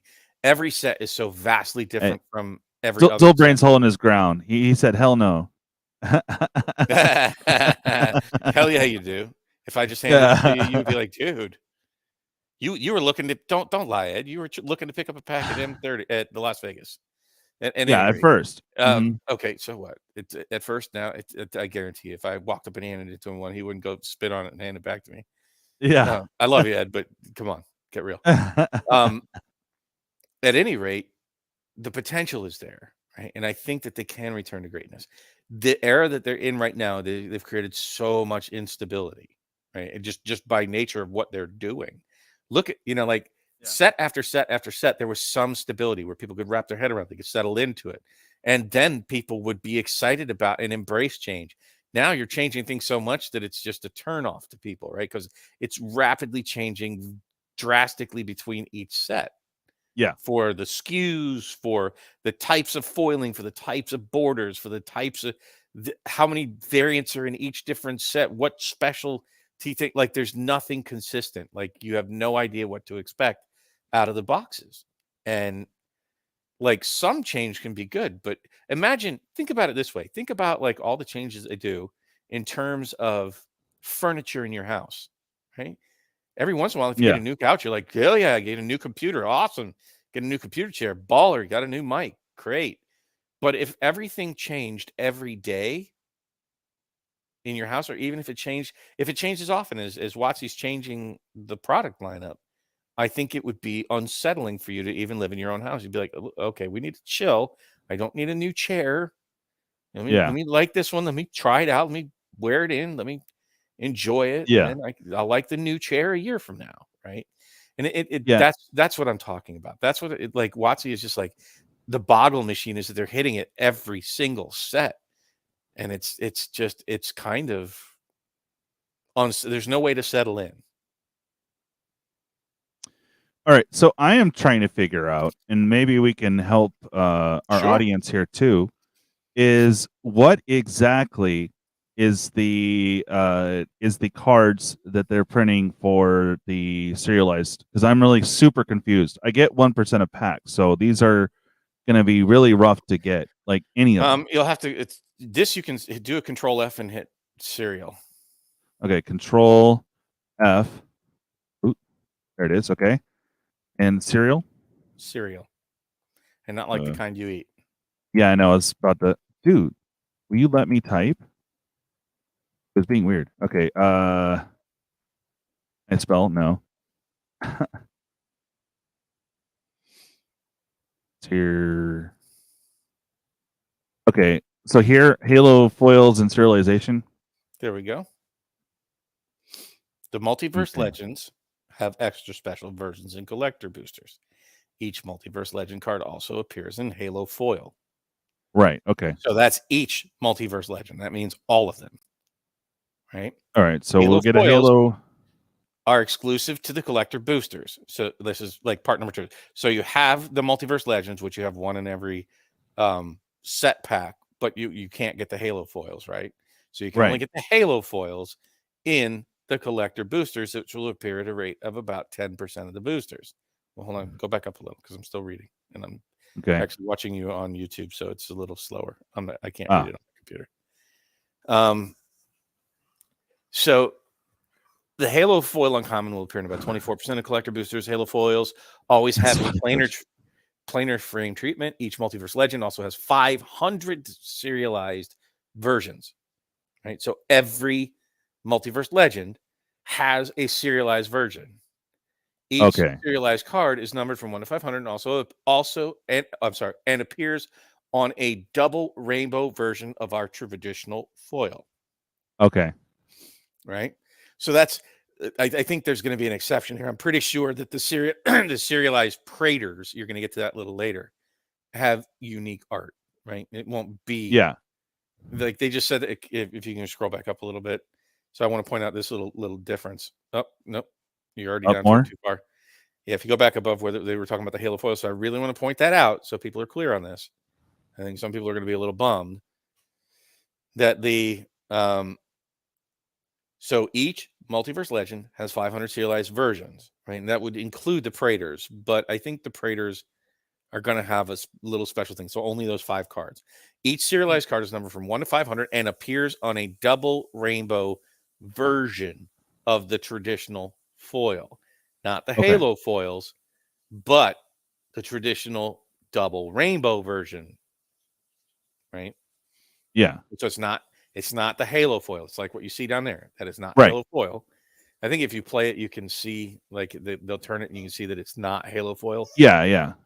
But that's going to be everything, I think, except the Praetors. Now, I don't know if the Praetors are in addition to. No, the Praetors are in addition. They're separate. I get that. They're no. What I'm saying is, I don't think you can get the Praetors in that like whatever minimalistic black and white art serialized. Additionally, each of the 5 Praetors found in March of the Machine also appear with serialized versions, unlike the Multiverse Legends. The serialized versions of the Praetor art. Oh, wait, no, these are the ones that are from the set. So that's my bad. My bad. So those will have it. All right, I got it now. So in addition to the Multiverse Legends, which will all be on the double rainbow, double bubble, slappy wappy cards. Yeah. The ones from the set, the new Praetors, the flippy ones, will have a Pringled version of the specialized art. Hey, customized already, Pringled, textured, right out the bat. They need to make special sleeves. Look, they're pre-Pringled for you, so you don't have to Pringle. Yeah, you don't even have to work at it. It'll come that way in the box. Yeah, that is such a super bonus. So, I mean, okay, it is what it is, and honestly, you know, they're making so many serialized cards. Imagine this. Imagine you get that serialized emoji, right? That ends up being your serialized card. Okay, well, so they're doing all 65 of them, then, right? Is that what I'm getting at? Or what? Dude, go back to down a little bit. A little bit. There are. It's just in this one paragraph. Yeah. So but each yes, it said multiverse each. legends. Yes, every multiverse legend. Okay. So that's what 65? Like what they're saying up here? Plus the 5 Praetors from the set. Oh God. So they're going to be a total of 70. Okay. And of course, those are 1% of collectors. What do you mean? So to get an uncommon multiverse, no. What? Less than 1%. Less than 1%. Okay. So we don't know you're saying how you have to much buy like less than 2-3 cases to get an No, uncommon? no. We don't know how much less than 1%. They're Oh. just less than 1%. I love these vague terms. Yeah. Okay. So after several cases, you'll end up with a serialized uncommon. Potentially. Or No, I mean, okay. if you went, it could be a rare mythic. let's say you went with 1%. There's 12 in a box, so there's 72 in a case. Well, actually, you should be getting rares more because it says 20 uncommons, 30 rares, and 15 mythic. Those mythics are going to be something. Okay, but when we're talking about serialized cards, there's 500 of. So there are just as many serialized uncommons as there are of each mythic. Right. So I'm just thinking, like box wise, like it's already going to be amazing that you pull one, but yes, and it will be uncommon. There's going to be there's going to be a lot bigger chance at a rare or uncommon than the mythics.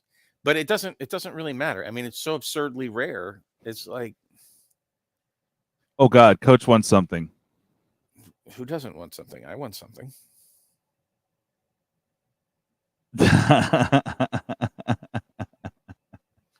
Yeehaw! Oh, that was a good one. Get on. Yeehaw! I don't know if we're supposed to do it in unison, so I don't know. It didn't really make me feel better, but thanks for making me do it anyways. Yeah, that was a good one. Come on, everyone. That was a great one for Bob. Well, I was born in the South. Well, there you go. Okay, that makes sense. I did grow up with a heavy Southern accent. That there smells like trouble. No, that's like redneck accent. I was Virginian, so.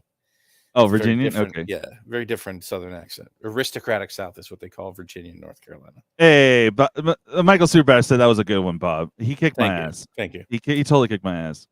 But they don't. I've never heard anybody in Virginia ever say "yee." As a matter of fact, I've never heard anybody except people on Yeehaw say "yeehaw." Was that more a Texan thing? I don't know. Might be. I don't know. I've never heard anybody in Texas say it either, and I've been to Texas many times. I like Texas. I hate their weather. Yeah. Love their steaks. At any rate, dude. Yeah. So 65. Yeah. 20 of which will be uncommon. Yep. 30 of which will be rare and 15 mythics. Yes. Okay. And out of all those, I mean, let's go through and we'll just say hit. Let's count the number of hits. Let's go look at that sheet and say hit. Yeah. When okay. I say Let me hit, get back there. I mean once they print these again, I'm going to consider a hit something that I believe will stay over $10. Okay. Oh, yeah. Here we go. Because understand, there's going to be a shitload of these. If you have one in every set pack and 3 in every collector booster pack, I would even say that. Okay, so we got the top 5, which is going to be a different art. Sure, I'll say. Or no. I'm sorry. It was these are the same ones. I'll say no. These are the ones with different art and that are serialized. I have to scroll all the way to the top. Hold on. There you go. What? So these will be different art in that Ixor or whatever. Okay, but I'm not. I don't even care about those. I'm talking about the bonus sheet. Okay, so there's going no way back to to the price bonus those yet. We have to see how they function and if they're actually good. Okay, so you got the top 5. I'm talking about maintaining it. So the top 5, starting with Elish Norn, I think we both. Let's each give our vote. What do you say with Elish Norn? Do you think it'll stay over $10 after this reprint? Oh, it's around maybe this version if it's not that easily pulled. I think they all will. I'll say that that's a hit. That's one of the more solid ones. I think we'll maintain above $10. I'm thinking Childred, Elish, and Vorinclex. The other two, I don't think. I don't know about Vorinclex. I'll say Urabrask will remain Elish cheap. Norn. I'll go with Elish Norn and maybe Shieldred. Possibly Ginge Taxis. I don't think. Definitely not Urbrask. Those two for sure. Either. I mean, they're still useful. I mean, all these are, but like, but I can see them being played more. You know what? I'll even give it to you. I'll say 4 of those will stay hits. Right. We'll just. Well, I think Urbrask will still be under 10. That's what I said. I think we'll go with Elish Norn, Ginge Taxis, Shieldred, and Vorinclex. All stay above 10. I'll even concede. Okay. That. So we're up to 4. Oh, it's already 2 I want to see that. Yeah. How many hits. Okay. I kind of agree. Pack opening, I think Vorinclex will go like around the 5 to 7. I think Shieldred could stay high, but I could be wrong. Yeah. Yeah, Urbrask is terrible. Okay. I mean, all right. So we'll just, Mother of pennies. So, okay. All right. We'll be more conservative and we'll say that Elish Norn will be a hit. Elish Norn will remain. Okay. So you think that will stay above 10? Skidrick will stay above 10. Depending on how common that art is pretty cool. So I won't say no to that. Serialized would be badass. I'm not talking about serialized. I'm just talking about the cards themselves. Okay. Azuri? No. Verclad? No. No. Atraxa? Yeah. Above 10, yes. Croxa? Oof. That's a tough one. It's already down. It's like $12, like $10, $12, somewhere on there. I don't see it. I'm not going to say yes. I'll say no. I'm only up to 3 cards so far. No. No. The Slumbering Isle, no. Daxos, okay, those are all common. No. Niv was never above $5. No, Niv, no. Maybe that version, maybe for a short time. Maybe above 10, but no. Because he's always been under 5. I think everybody wants that art, right? Yeah. I'll be generous and say Niv will because of the art. I'm being generous, right? Aurelia, hell no. Sure. Judith, no. Tessa, Judith, no. She's under $1 already. Tessa, no. Jury, no. That is interesting. The monkey, yes. Yes. Baral, no. No. Shram, no. No. Rayab, no. Captain Lannery Storm, no. No. Ojitai Master, no. No, these weren't even 5 before then, and they printed the hell out of Thalia in different versions. None of those in that row. Okay, these no, I don't think. No. Yeah, because they killed the only one that had value. This Amortes, it's like why? I mean, Yorion had a few bucks, but I don't know if it ever even got above $10. And Luris was the only one. Kenrith, no. Because of the collectors. Maybe because of that border for Kenrith. Maybe. I'll give it to it. I'll say Kenrith. He's only like a $5 card, I think now. No, I don't think it'd be above 10. Lathril. I'm going to give it some. I'm going to give Kenrith above 10 just because I even want that version because it's baller. Okay. Lathiel, no. Emery, no. Ayara, no. Emoti, get bent. Harobi, no. Yeah, no. Saison, no. Gadara, no. No. Dina, no. Fire Song, that even. Squee, no. No. Rada, no. No, none of these. Wow, I don't see any stained glass is going to have any fucking at all. Yorok, no. Zada, no. None of these. None of the. So what? You had 3. I had maybe 4. No, I had 5. You had 5, but that was including Ken. I told you I'm being generous. Wow. Because I gave Kenrith, right? So 5. Well, keep going down. Was that it? Was that the whole list? Yeah, that's the bonus sheet. Holy balls, dude! So I had 5 out of the 65 that are going to be over $10. 5. Wow. What about any of these bad boys? I mean, I don't think so. Yeah. Maybe Omnath. 5-color Omnath? I really don't like 5-color decks. Oh, okay. Well, that's you, but here's the different art for the. I mean, maybe these will be serialized and maybe. Now understand, a lot of these are going to be over $10 at first, but at first they're going to hold. Maybe these flip cards will. I mean, I don't know. I would say Ren definitely will be. I think Ren's going to be like a 40, to $50 hit out the gate, and then probably drop and settle in around the $20 or $25 range. I could see that. I don't know about that one Elspeth. will It's a hit big question multi. mark. Which one? Elspeth is interesting. I just don't know. I don't know what deck it really would fit in. It just doesn't. It doesn't fill any really awesome need that I'm like. Huh. I do like her abilities though. It's pretty dope. I mean, you could turn your 1/1s into 3/3 angels or something else and give it flying. Sure. Or is just counter and becomes an angel. Oh, it doesn't get grant flying. Oh, it does. It does. Okay. And return all non-land permanent cards value 3 or less in your graveyard.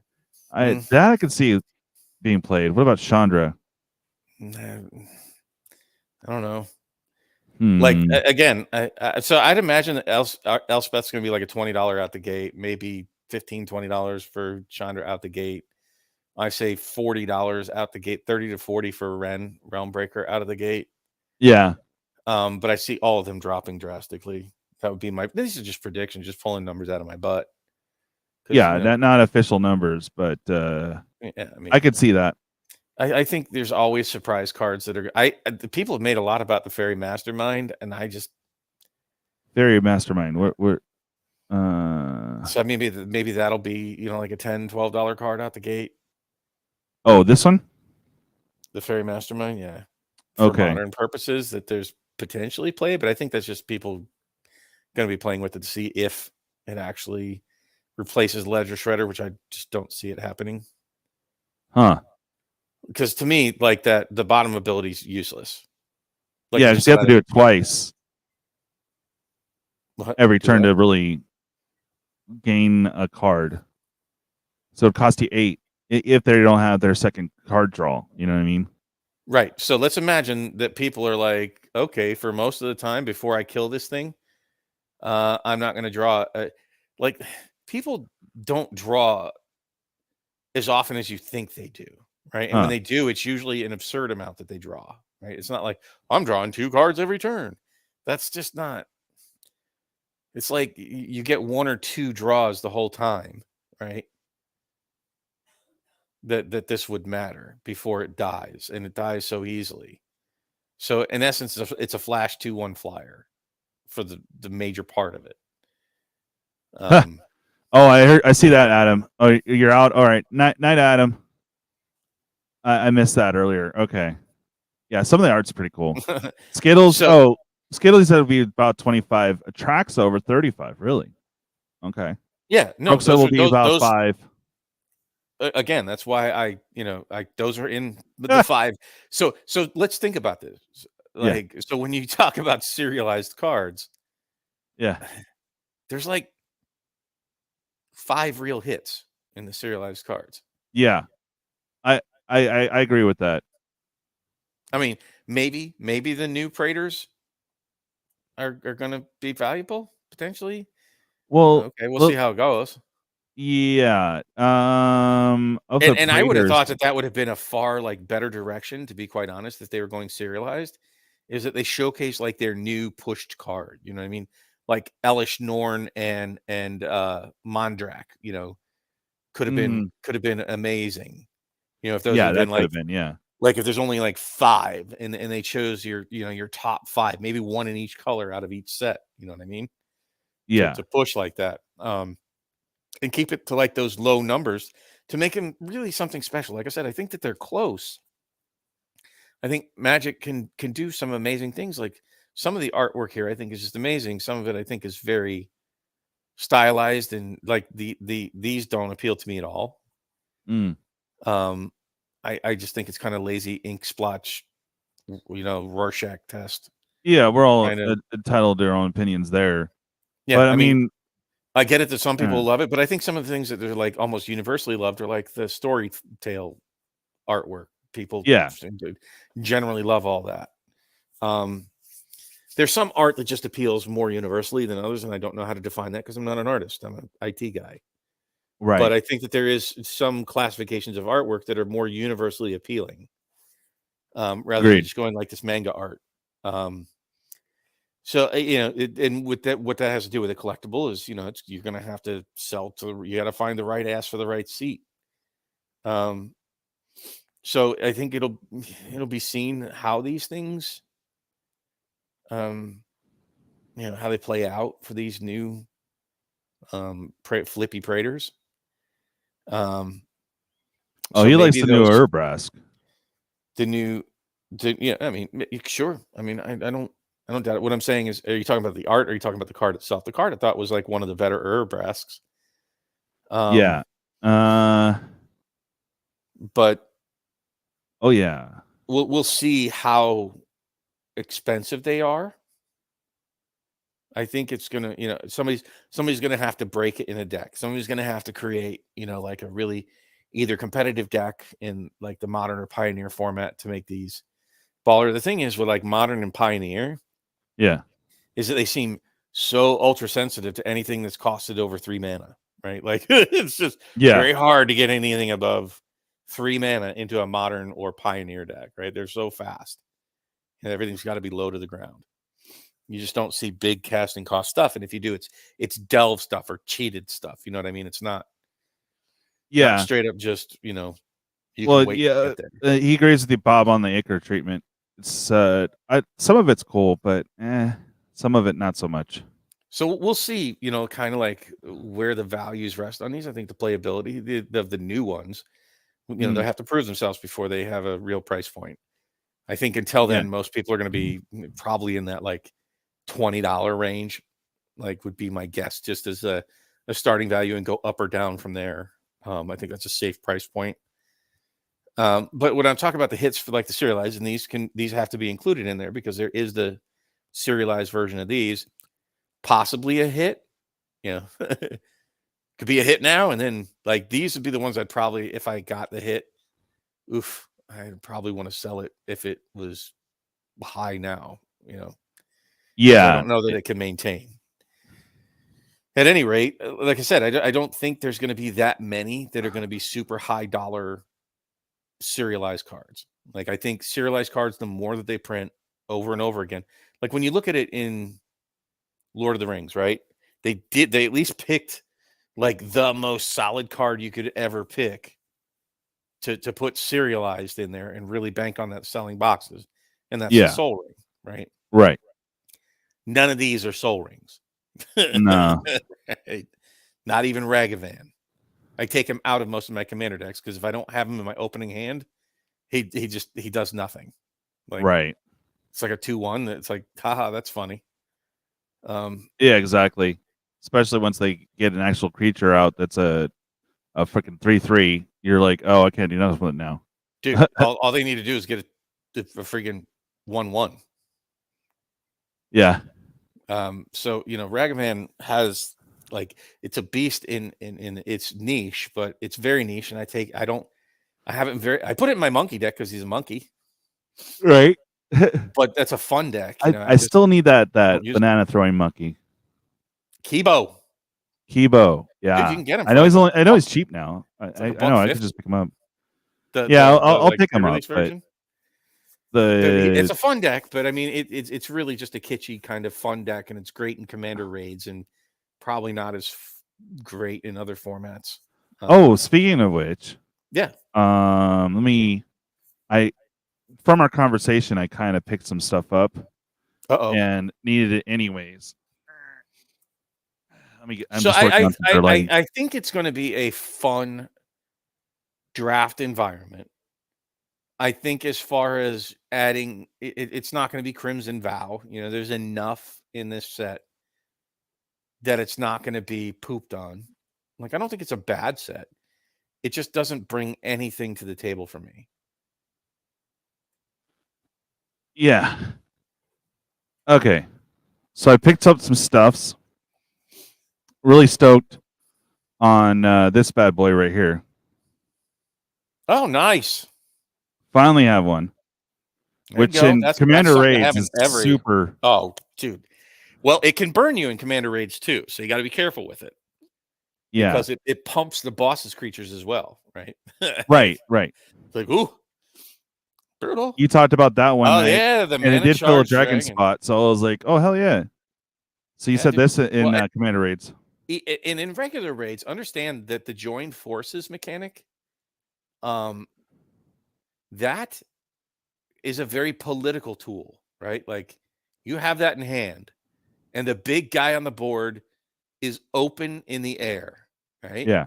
You're like, and let's say you're running fervor, or you have something that can give it haste. You have a haste enabler. You're red, and you say, "Hey, I can knock Bob out right now. Who wants to chip in mana to make my guy bigger?" Right? So you can use it as a political card. Did you talk about this, or is this one I found? Because this thing is awesome. And can't really read it. Oh, what is obelisk of Erd? Yeah, I'll just read it because you can't really see it too well there. But yeah, it's a 6-drop from M15. Convoke. Each of your creatures pays for 1 mana of that color, so it doesn't matter because it's colorless. But yeah, like with Lathril, it'll be nuts because if you were able to pump her up to at least 6, you can just tap those immediately. Play this for free, and it gives creatures you control the chosen type +2/+2. Nice. So yeah, you obviously choose a creature type when it comes in. But anywho, that I need to get more of these copies actually. Because that would be nasty in my Necrons, be nasty in any rats when I finally get that together. Tribal, yeah. Oh, tribal matters, baby. Yeah, if you're pumping out tokens left and right, you could tap them down, play that for free. Bam, dude. Just next turn, all your things are at least 3/3, and it's a pain in the ass to deal with unless you wipe. Dude, you play that in a freaking like the most out of control deck that way. I think for tribal it has to be skewed. Yeah, like and I also picked up this bad boy, which is a reserve list card. Eben Prater. Yeah, because Brody was talking about it, and I was like, it has some weird bunny on it. Yep, I went and got it. This version they said was near mint, but it's light played, of course. Gotta love the trusty TCG system. And it's like, do I want to call and complain about a $3 card? Maybe. I don't know. Why? It seems like effort. Yeah, like why? But this cheese, I'm really excited about because I got both versions knocked out. I'm just like, yay! Did you Is read this Benson? lame? Legendary right here. Yeah, it's lame. Lady Orca. I now have both versions knocked out. Got some jank in my binder. I am freaking stoked because she looked weird. Look at her face, there? dude. Yeah, look. She's creepy alien looking. Yeah, and Watsy made her a demon later, so I got both slots knocked out. Okay, was it Benson? Yeah. 937. Battles on board. Read it out loud. Okay. Battles on the board while in the dungeon. City's blessings. You are the monarch. You have the initiative, and your creatures are goaded. You have poison counters and a planeswalker emblem while being cursed. Yeah. Yeah. Yeah. And then they're all 3/3s. Yeah. That's funny. Oh, you can tutor a Praetor with the invasion tree. Okay. Cool. Yeah. All right. So Coach likes some of the new treatments. All right. Mom may not add a lot for the season collector player, but it brings a whole new chance for new players. Yeah. No, I agree. Cool. Yeah, I know, Robert. I'm stoked. This is like, yes. And they're like, dude, it's jank. It's not even like $3. It doesn't matter. It killed a spot in my binder. Yes. And actually they came pretty minty. I was surprised. Unlike my Oscillix whatever, it's edging around the side and you can't see it, but there's weird gunk on the bottom from the factory, so it's not their fault necessarily. They could still claim it near mint, but it's like if it was a $20 card, I would bitch. But those are some recent pickups, and I'm stoked I have the anthologies and the black border done, son. Hell yeah. No, I mean, I hope the one thing that the Commander Raids did for you, and for those of you that are listening and haven't tried it yet, please do. I mean, it really does help you look at your collection in Magic in a very different way. It's almost a different game entirely, with the cooperative versus competitive look. Oh, God. So It's it's free. It's something I think that's positive and fun, and there's like I don't see any drawbacks to it. The cards that are super baller in the format are cheap because they don't the things that work great in Commander raids are, especially the super well, are just not as great in regular Commander. So at any rate, it's something we're doing to try to have fun in Magic and try to give fun to other people in Magic right now. There you go, Robert. And you know, it for me, it helps my brain just as a whir with all the new different possibilities and looking back through my collection and even just like going through my binder, accidentally discovering a card like, holy shit. Like you want to see something that's amazing in it? Like a card that probably most of us have never even heard of. Can you look up Zertot Ancient?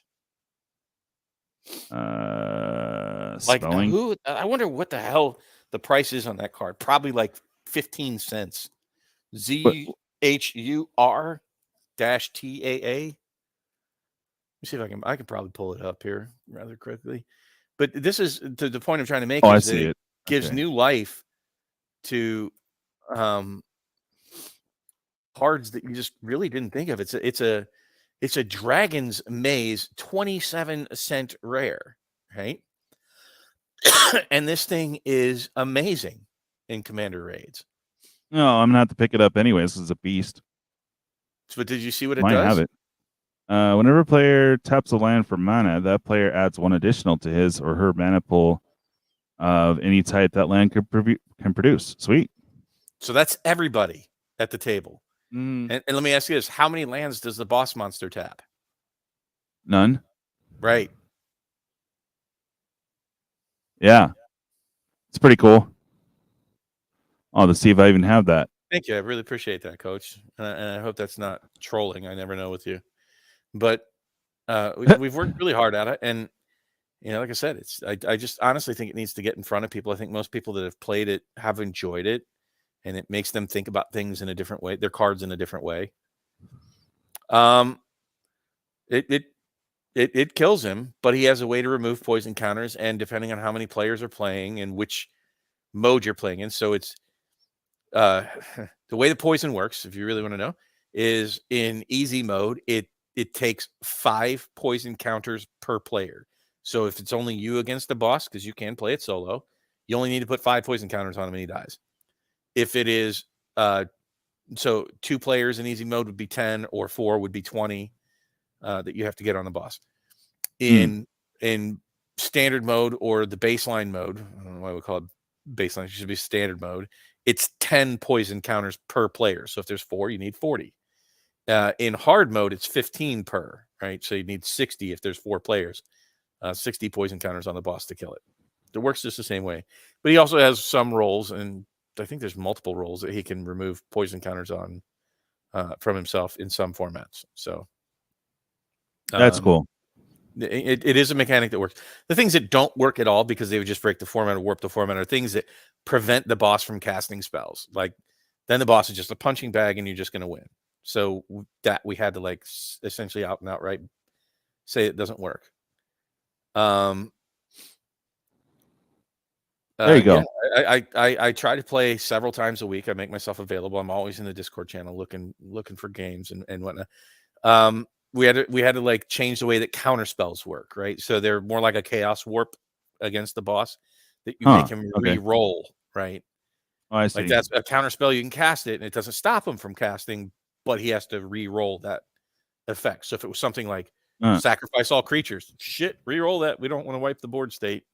And he might roll it again. You know what I mean? Well, the way you play for anti against the boss, Benson, is you bring a small shredder to the game, and if you lose, you throw it in the shredder.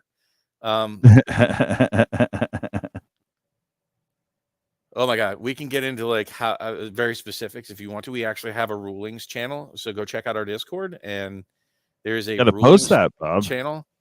I'm not on YouTube. Okay. Only on my TV. But please come ask us in the Discord. Just all you have to do is search for Commander Raids Discord. We're like the only one. It'd be easy to find us. Bob, are Zerta, Druid, Swine, or Goblin any good? They share a similar name, and I think the Druid isn't the one that gives like Riot. Is it Riot? Is it? Gives? No.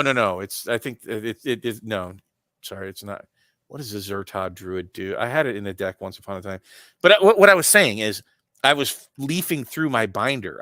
I wasn't even searching for this effect, and I saw a Zerta Ancient because I was just putting together, the Kibo Gruul deck. And I was like, I don't really look at my Gruul cards. So I saw this and I'm like, oh, what does this do? I'm like, holy shit. That is busted in Commander Raids. A 27-cent card that if this format takes off, trust me, cards like this are going to be very expensive. If it becomes a true mainstream format, like these are things you could truly spec on. And I plan, just so you guys know, I was talking about, as a matter of fact, today with Pat, positive things that we can do. So with the Commander Raids format, I'm discovering all the time and have already discovered a number of cards and card cycles and things that work very well in Commander Raids. And I plan on doing shorts. So, man, I'm really loath to say it here, but I'm about to break some like serious news. Okay. I don't know if I'm ready to say it just yet. Okay, fair. All right, F it. I'm just going to say it. We're in discussion with Pat the Pauper channel to combine our two channels. Oh, okay. So that's nothing set in stone yet, but it's in the works, and I think when that happens, I may start putting out a series of shorts, daily shorts of cards that work really well in Commander Raids, right? The cards, things, interactions that people haven't thought about. So we'll be the only channel to start that does that kind of thing, because we're kind of the definitive source. So, hey, you'll have to come to us for all things Commander Raids. There you go. Not actual bribery, the card bribery. You search your opponent's library for a card and cast it. What do you mean? How does that work? He has no library, so you'd be searching nothing. It would do nothing. There's going to be a lot of cards that do nothing. Like the Forbidden Orchard and Smothering Tithe literally does 0. Because it doesn't ever draw cards. So okay, cool. Pat the Bobber. Yeah. So Baba Pat. There's gonna be dead cards, because look, they didn't build the card, the Magic cards to play in Commander Raids. It's a format that we just like there's Commander specific cards. Yeah. I mean, they're just things that don't play well in some formats versus others, and that's just what you're going to run into in ours. But the nice thing about ours is that it is a cooperative format, right? It's a far less salty format. It is far more meant for fun. Like if you're looking for like the hardest game you could possibly play, then you should go, look up CEDH, groups in places. You know what you should do, Bob? Free advice here. Try to get a hold of Ristic Studies, because he just did a video on with the Dan decks or whatever, and that format it drove up prices of a lot of older cards and cards that aren't that great on their own but are beautiful in that format, and a lot of people are now playing that format. So I'm not saying it for value wise, but maybe exposure. See if you like I actually even sent a message to Rudy. Hey, please help us get this format out to the public. Okay. Look, we're doing what we can to get exposure the best. Sure. And we're reaching out to as many people as possible. I'm just saying that might be honestly a good avenue if you can get a hold of them. I had this sort of epiphany this week. I'm like, I don't want to keep beating the drums to try to force people to go have fun. Like try it, you'll have fun. Trust me. Look, either you find it or you don't. That's the best I can say. What's crazy is even the the BBD crew, as close as I am and friendly with them, they didn't even know about Commander Raids. I'm like, oh, that's kind of sad. Yeah, Dan formats were played for over a year, but he brought it back to the forefront for just having it on his channel and discussing it, and it was pretty cool. He went into the history and everything. maybe we'll get lucky. I mean, I've hit up the professor, I've hit up Rudy, and no joy from either one of them. And Okay. I do have a line to Joey Moss, and maybe he can get it out in front of people. There is a potential I'm going to get together with Joey Moss at some point here in the semi near future, and maybe introduce him to the format. And if he likes it, and then say, hey, give it a shout out. You're not asking for money. It's just it's a fun format. Right. I'm asking nothing. Right. Yeah, As a matter of you're fact, not asking anything. we even don't want it to stay static. It's not like we're overprotective of the format. The core set of rules, like there's 3 core sets of rules. I want to be very strict on, but we want to encourage people to make different flavors. Like if you want to have counterspells work just like counterspells, create a variant that suits you. And please, if you find it fun, share it with the Commander Raids community in our Discord. Like we want to encourage growth, not, stifle it. If you don't, if there's just like some rule that you really just detest, that, hey, cool, build a variant of that by all means and post it even in our Discord. See if you can't get people to play it with you. We want it to be a growing format. We want it to be a format for the people. And we're planning on even doing a lot of fun things. Like we have what's called a gauntlet mode. If you've ever played Slay the Spire, where you beat one boss and you're going to get these boons and these blights that you have to like things that add to either like global play effects, almost like you can think of like Plane Chase, and then you get blights in your deck that you have to deal with, kind of like other card games that like stack your deck with cards that are kind of bad. But then when you beat one monster, you got to fight the next and fight the next and fight the next, right? Kind of like a Slay the Spire, fighting your way through a tower sort of thing, or a dungeon mode, if you want to think about it that way. We also are looking at creating special custom flavor bosses for releases, like with the Lord of the Rings. We're planning on making a Sauron boss, right? And maybe even a 2-tower mode where you have to defeat Saruman and then Sauron, and have mechanics that are flavored towards that set and the new mechanics in that set. So we want it to be a growing and fun format for everybody. It's really our main goal, is not so much to make sure you've had the most competitive game. And we get our ass kicked sometimes. Sometimes it's pretty brutal, but we want it to be fun. That is a number one guiding principle. And we want it to help bring new people that have never played Magic before into Magic, right? Yeah. It's so much kinder and nicer and more appealing to people that are intimidated to come into Magic, because like you're an experienced player and you want to bring in a friend. How do you teach them? Well, you either beat the shit out of them or let them win. Like those are not appealing options for learning a new game. Yeah. Right? So in this case, you being a baller player, an experienced player, can say, hey, come try this new thing out. And everybody plays their hands revealed, and you help them win, right? They're helping you win. I think it's a more it's a lower bar to entry for people to come in and play. And we even designed the easy mode for pre-cons, right? That's the level that we wanted it to be at, was at the pre-con level. So, have like a 50% win rate at a pre-con level. So that's what it's all about. And yes, you hit the nail on the head when you said, we're not making a dime for this. No, you're not. You're not even really going to change prices, but you're like, dude, look at all these cards that are hella cheap. So very cheap at entry point, that would benefit everyone to maybe defeat the boss monster sooner. And it's cool, the different art texts that you can do. Basically you can it is kind of like you have a cleric or you have the healer. So someone comes in with the hug deck, someone comes in with the elves or something similar, and then you have someone that's mid-range that will help out later. So you can like totally set up like a class system with it too. It's really cool, guys. I played it. Thank you. There are some just shit cards. They're just some bad cards. Sorry. But there are cards that are just like, well, the hell, who would play this? Like it's so bad. Yeah. That's right. We'll have Candyland as a next Magic set. Well, Bob, you've been pushing Commander Rates, and you really are promoting it, and I think it's great. So this weekend, I got an incredible deal. I've been trying to share the love with everyone. I pre-sold out one, so I have 2 of these bad boys. I know it's Baldur's Gate, but I got a hell of a deal on it. I also on these draft boxes here. I have 2 of these. I've already pre-sold out one. These are $12 a freaking pack, which is pretty decent for like definitely beating retail, and $3 draft packs.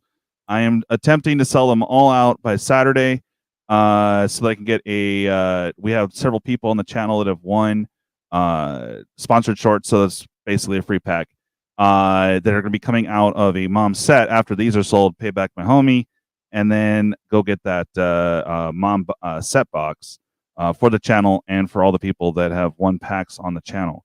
So that's the goal, anyways. If you guys want to help out with that, let me know. I think $12 and $3 are pretty much the price point it should have been, and that would have been a successful set. So it is like the Dragon Hunt will be this Saturday. I will probably fire it probably an hour after your show, Bob. You weren't on this last time. Are you going to be on this weekend or no? We pre-recorded it today. Pat has to go to town, so it'll run, but it'll be okay. It's pre-recorded. So. Oh, okay. I gotcha. Well, if you guys are interested, I know Michael Superbacker's in. I know a few others are in. But for those that did not get the $30 deal, which is two collector packs, 2 draft packs for $30, hit me up. I still have room for that. I will have it mostly for sale. I do have to move through all of the boxes, so helps appreciated there. Y'all know exactly where the money's going. So very transparent, and I think it would be fun. If anyone pulls a Drago at like a $3 draft or a $12 collectors, that just would be joyous. Even though only one of the dragons are, or what, 2 of the dragons are really money, the rest aren't so much. Some cards only used in limited. Yeah, there's a lot of good cards in the set. It's just the way that they did the whole thing. It's like, But anywho, that's what's going on for me on Saturday. If anyone's interested and wants to jump in, please holler ASAP, and that would be good times. Are you doing anything else this weekend, Bob? Hopefully playing some Commander raids. I mean, I'll probably jump on there and just play with random people. We picked up quite a few just doing random spell table games. So, and if any of you want to play, hit me up. Is POA played with you guys yet? I think you're on Spell Table Pack, right? Yeah, I think he played it with us. I want to say he did. Yeah, I think he did, and I think he played a Joda deck, maybe. Oh, okay. Yeah, the collectors is at $12 is really freaking decent. These aren't on set boxes; they are draft boxes. So there's 24 packs and $3 a shot. So if you guys want in, let me know. We got PayPal and all that fun stuff. Yeah. You played a couple times. Sweet. Okay, cool. Yeah, it was fun that our Commander game too. I got to get another one of those off now that I'm feeling better. I will get back into that and hit you up their pack. Be fun to get another game in. Avoid collector boxes, set boxes for sure. But draft wasn't too bad.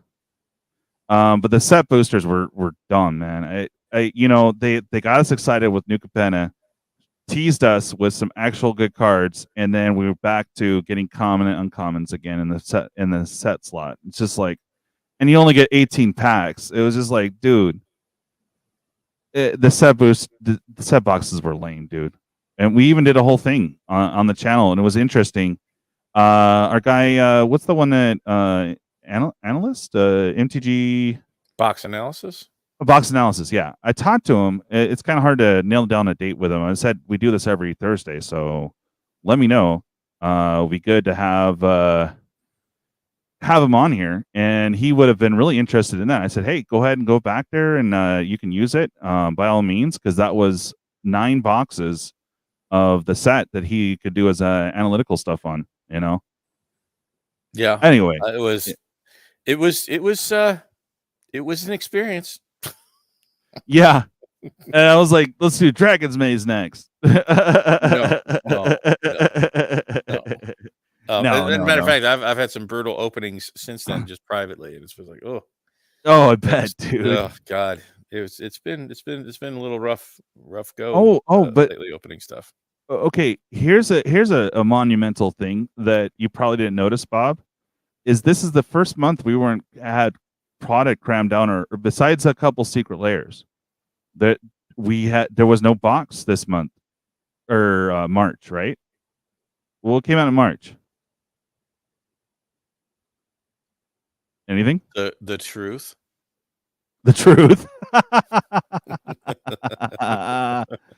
Hey, what's up, Alfonso? Good to see you, man. Yeah, Tom, I want to say that isn't that the secret layer that they sold? You know, the festival in a box. Oh yeah, the festival. Yeah, which I do not appreciate their methods this time. Okay, so in the past, if you ordered a secret layer, right, they would charge you probably 2-3 weeks before it shipped, right? But they actually sent you an email.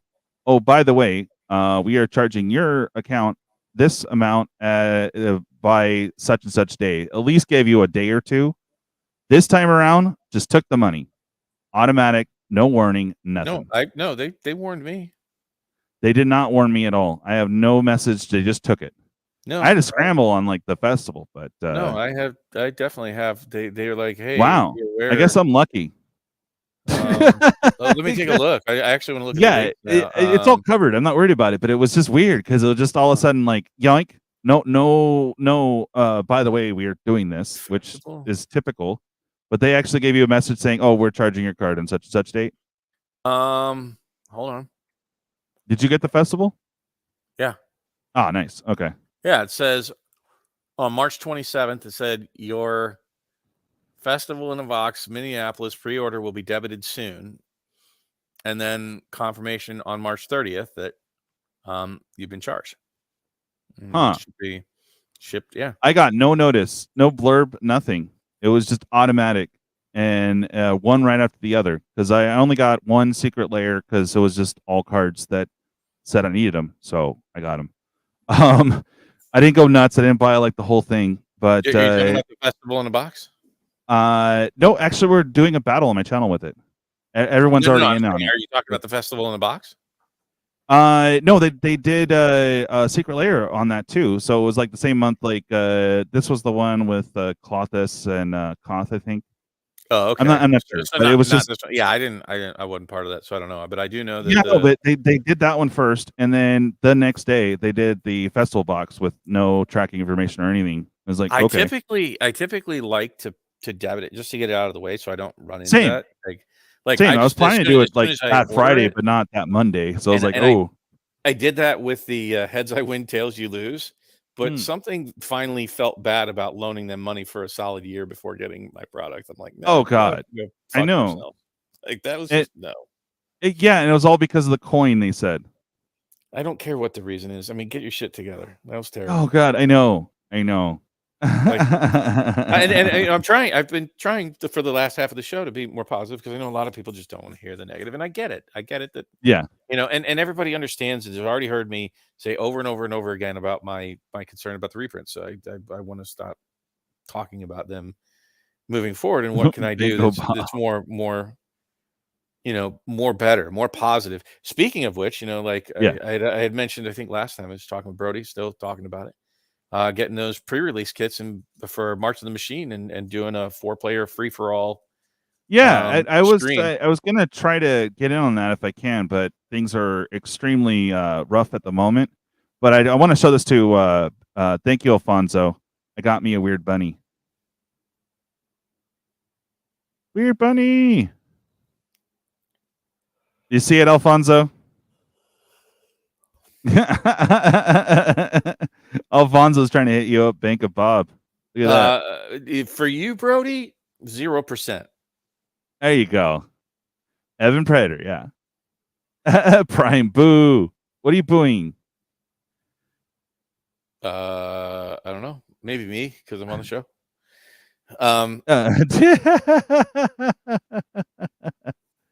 But like I said, I want to try to do some more positive things if I can with the community. So if that sort of catches on, I've done it a couple times in the past, where we get the pre-release kits, you get 4 people over spell table. It's a long stream. That's the biggest problem, is that you're cracking, but you all crack at the same time, right? It's not like, hey, focus on this guy cracking his packs. Hey, focus on because it's gonna be hours if you do that. But at the same time, all 4 of you just go open your boxes, build your decks, and then just play, right? Yeah, And it was fun. a ton of fun. You get to open a little product. People get to see you open product, and maybe get some hits, and you get to see people build decks. And I think it's like a whole, grab a bag of popcorn, hold my beer, and play some Magic. Oh, Solar. I am starting Piper V5. I've already. I need to hit you up. We also got to work out some shipping. But Solar. Yeah, I'm looking. I'm doing the grab backs to refill the Piper. So if you got like a good $20 banger, maybe a couple 5s or 10s, and the rest jank, I will send you money. Because I am rebuilding the Piper. Same goes for you, Bob. If you have anything you want to get rid of, to refill one of my games. What does Prime mean? Last day, stopping by to like and say hi. Oh no, he's on vacation. Oh, okay. I was like, Jesus, that's kind of like morbid. What are you trying to say, buddy? I'm worried. We know you're trolling POA. What did POA say? I don't even know what POA Oh, no. Coach was saying this earlier. Says, enough from me, Gaming Bob. You think someone who may disagree is trolling? Got it. What? I don't know. He was saying you were saying the trolling earlier, but you said he wasn't. It's just funny. I find it hilarious. What's that? Should create your own TCG. Well, I'm actually developing games, and you guys have been seeing it. I've been improving every time.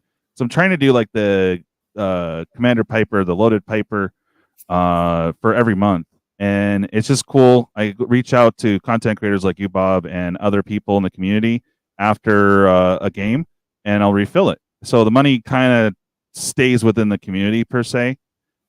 This time I had the goal, got the stream deck, and putting like 300 back in. It just keeps the train going. So we got a cool game that gets better and better each time. I've been learning a lot, just like numbers and all kinds of weird stuff, Bob.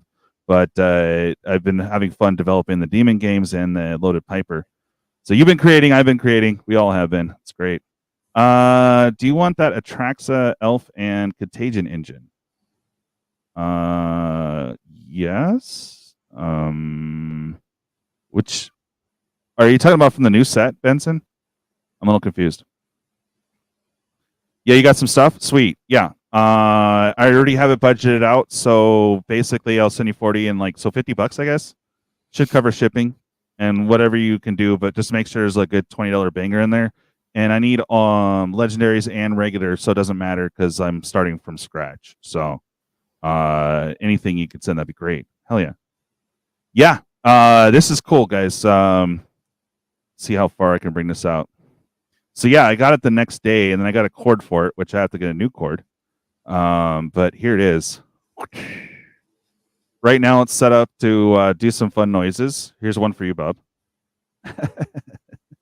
Or watching your collection. But so a little bit of a soundboard. No, nothing. No sounds at all. Said I was working earlier, so still working with it. Apparently, it's not working. I don't know. Maybe they can hear it on YouTube, but I didn't hear it on. Did you guys hear anything? Yeah, Benson, for sure. I will check after that. Yeah. So nothing, no sounds. It was working earlier. God damn it. I didn't hear anything. My desk is too cluttered to add more shit. It just really is. So yeah, no. Well, it was working earlier, and now it's not. So that's like, oh boy. No, I really am hoping that the community will come together and help each other get through this period of Magic. Like it's There's too much. There's a lot of negativity, and I know Rudy's even trying to like turn the corner. He was talking very specifically about becoming more positive. Check that out. You can set up your own thingies on there, so you can see my symbols there.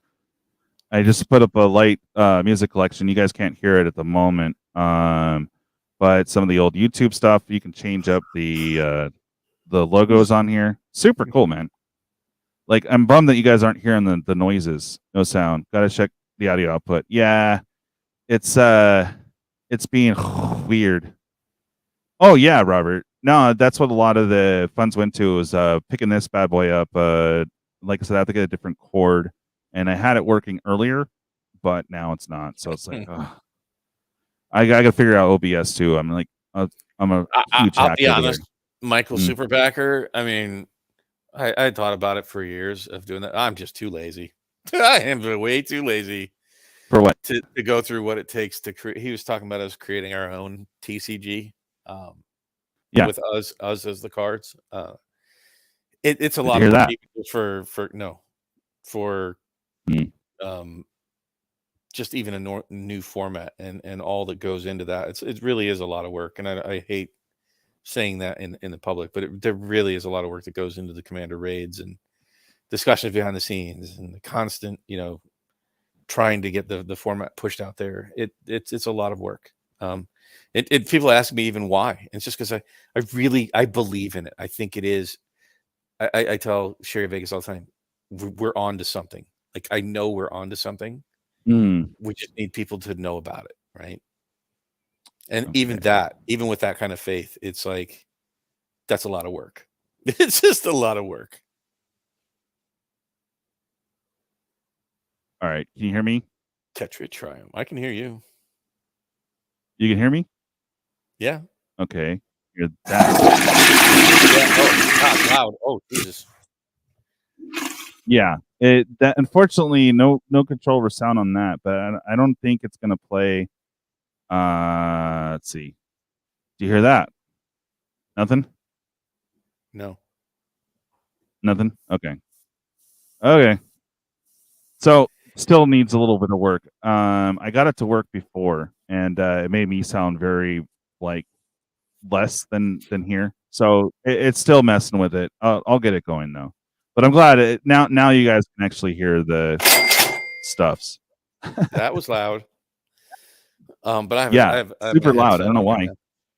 Oh, okay. That's cool. You got a new toy, but you just do test streams and. Oh, I've been working on it. As Brody knows, it's a process, right? It's a whole learning curve. Yeah, definitely heard the toilet sound and that, and yeah. Oh wow. I even have this cheesy thing here. So yeah, I mean, that's nice to get new toys. I'm gonna have to get going here. It's getting late for this old man. No worries, man. I was like, I hear you kind of going, yeah, I need to go right now. Well, no, it's just getting late, and I've been up, since like 6:30. So yeah, no I'm worries. Starting to get sleepy-eyed here. All right, yeah, I think we'll go ahead and wrap up. Thank you, everyone. Again, if you guys are interested in helping out and doing the Baldur's Gate Dragon Hunt this Saturday, we'll be ripping those packs live. If you have not gone in on the $30 deal, hit me up so that we can get that going for you. Trying to spread the love on this deal as much as possible. So I've been kind of trickling it, but it all needs to go. So $3 for a draft is pretty sweet. If you guys are wanting to do that, holler at a baller. All right, we'll go and wrap up. Bob, thank you so much for coming on. I was kind of worried. I thought I was going to be me BSing this whole time. So I was really happy to see you and Ed show up. So thank you very much for that. And everyone out there, do me a favor, stay bootylicious. Yes, Your Honor. Deuces. Peace.